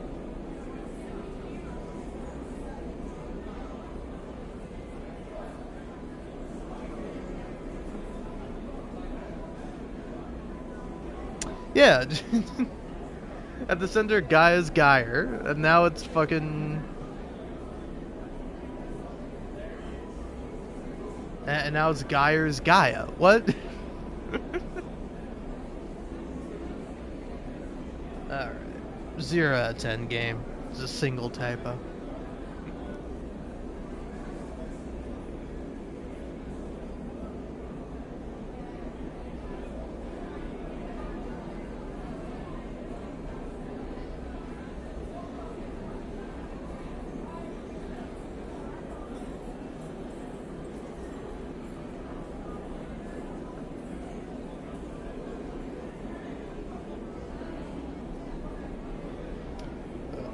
Sorry, I'm being distracted by my phone.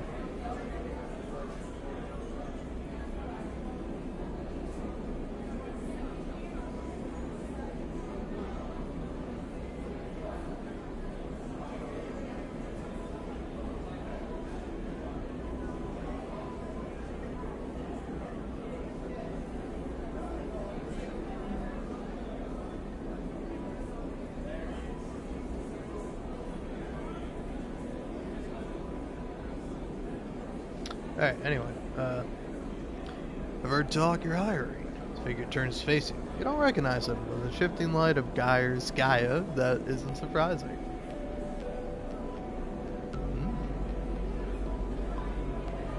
Ah, and from who? He shrugs and looks around the bar. Sleepers tend to draw attention. Follow his eyes around the bar and notice a couple of the other patrons are eyeing you. Eugen, currently freelance, turns on his stool and leans back low. The effect is clearly meant to impress you on his size. You have to admit, it works. Served on a whole slate of crews out in the spindle, gutters, mercs, extractors. He smiles and places a broad hand on his chest. Broad skill set, good work ethic, sense of humor, the full package. Humble, too. He clucks with his tongue, smiling. I like you already. We're going to get on. I'll run anything out of Far Spindle. Tough and quiet. You won't need to worry about me. Folds his arms across his chest. What kind of work are we talking about? Before you can answer, a voice echoes out from behind you. Eugen! You look over your shoulder for the source of the shout. Busy as ever, I see. No. A group of 3 spacers drift up behind you. One of them placing a heavy hand on your shoulder. She's fitted with matte metal optical implants, and you cannot see her eyes. Caustic light from the tank plays across her face. Too busy to keep in touch, she sighs. I really don't like it when I have to come and find you. Vesna. Eugen nods politely at her, not betraying any strong reaction. Do I look like I'm socializing? He shakes his head. This is a meeting. Oh, a meeting! Vesna squeezes your shoulder. Is that what this is? Yes, Vesna. We're talking about your delivery, in fact. Eugen smiles widely. My friend here has been being very helpful. Shoots you a knowing glance. That's right. Vesna turns to you with a raised eyebrow, but before she can speak, Eugen cuts in. This sleeper has a unique ability to extract data. Eugen smiles at Vesna. Exactly the kind of data you've been asking for. So, we can just get back to it. Eugen gestures towards you, then I can deliver what you need. You know, Eugen, I am pretty tired of this whole act. She gestures dismissively at him. But in the end, it doesn't matter. She drops her hand from your shoulder to her belt. Your eyes follow it down. You see a dark, boxy shape there. A weapon? You either deliver by the deadline, or you don't. And when you don't, she smiles tightly, I'll be happy to take you through the consequences. Until then, she shoots you a final glance. Chat to whoever the hell you want. Vesna and the two spacers flanking her glide out of the bar, and Eugen watches them go with little emotion. So, Eugen's smile returns. You were about to hire me. What was that? Vesna? He shrugs. She's just trying to rush me, that's all. Won't be working with her again. He pauses, choosing his words carefully. Of course, you can't talk about the particulars. You understand. Vesna just wants to scare you off. She likes to cause me trouble. Eugen looks away, out of the door of the bar. Let's not let her. He pauses in silence for a moment, still looking away. You try to get a read on him, but his face is blank. Only his glittering eyes hint at some rapid internal activity. He turns back to you, meets your eye. A sudden shift in his manner obvious. If you need a crew, you need to work. If you need to work, you need cryo. Is that right? Doesn't stop for your answer. Well, I can offer both. Hard work and a good contract with a good payout. You take me with you on this job of mine, and we split the take. He looks down, thinking, hell, if you do, I'll consider signing on long term. Smiles. Think of that. No more recruiting. What's the job? Salvage. He leans in. An over wreck untouched by local crews, which recently turned up in the wash. It's just a little sunward from here, but its disabled transponder makes it invisible to anyone who doesn't know it's there. I had to squeeze location out of a contact, but I'll share with you for a straight split. Take me and your crew, and we'll claim it all. It's going to be a good payout. He winks. A really good one. Sounds like a deal. It is. He smiles and leans back. I'll be ready to go whenever you like. Eugen pauses. To show good faith, I'll also fly out with you on any job from far Spindle, but I'm not leaving the station with you yet, not till we get my job done first.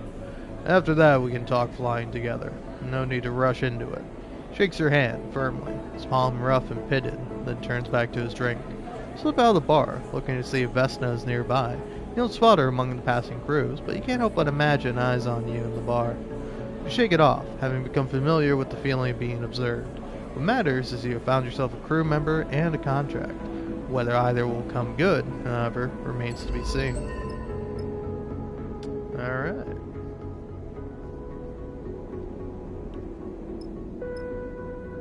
Pretty crazy.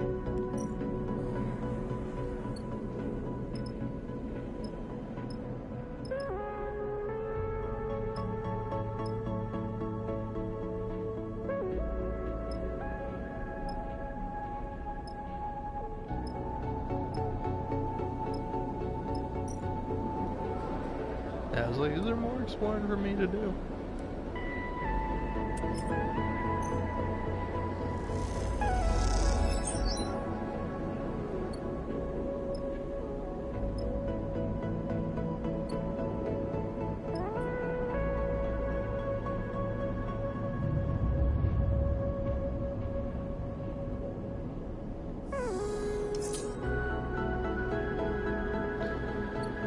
Alright. Possibly the last day I'll be here, but for now, I'm gonna call it quits. I'm gonna hit the hay. But hey, thanks for watching.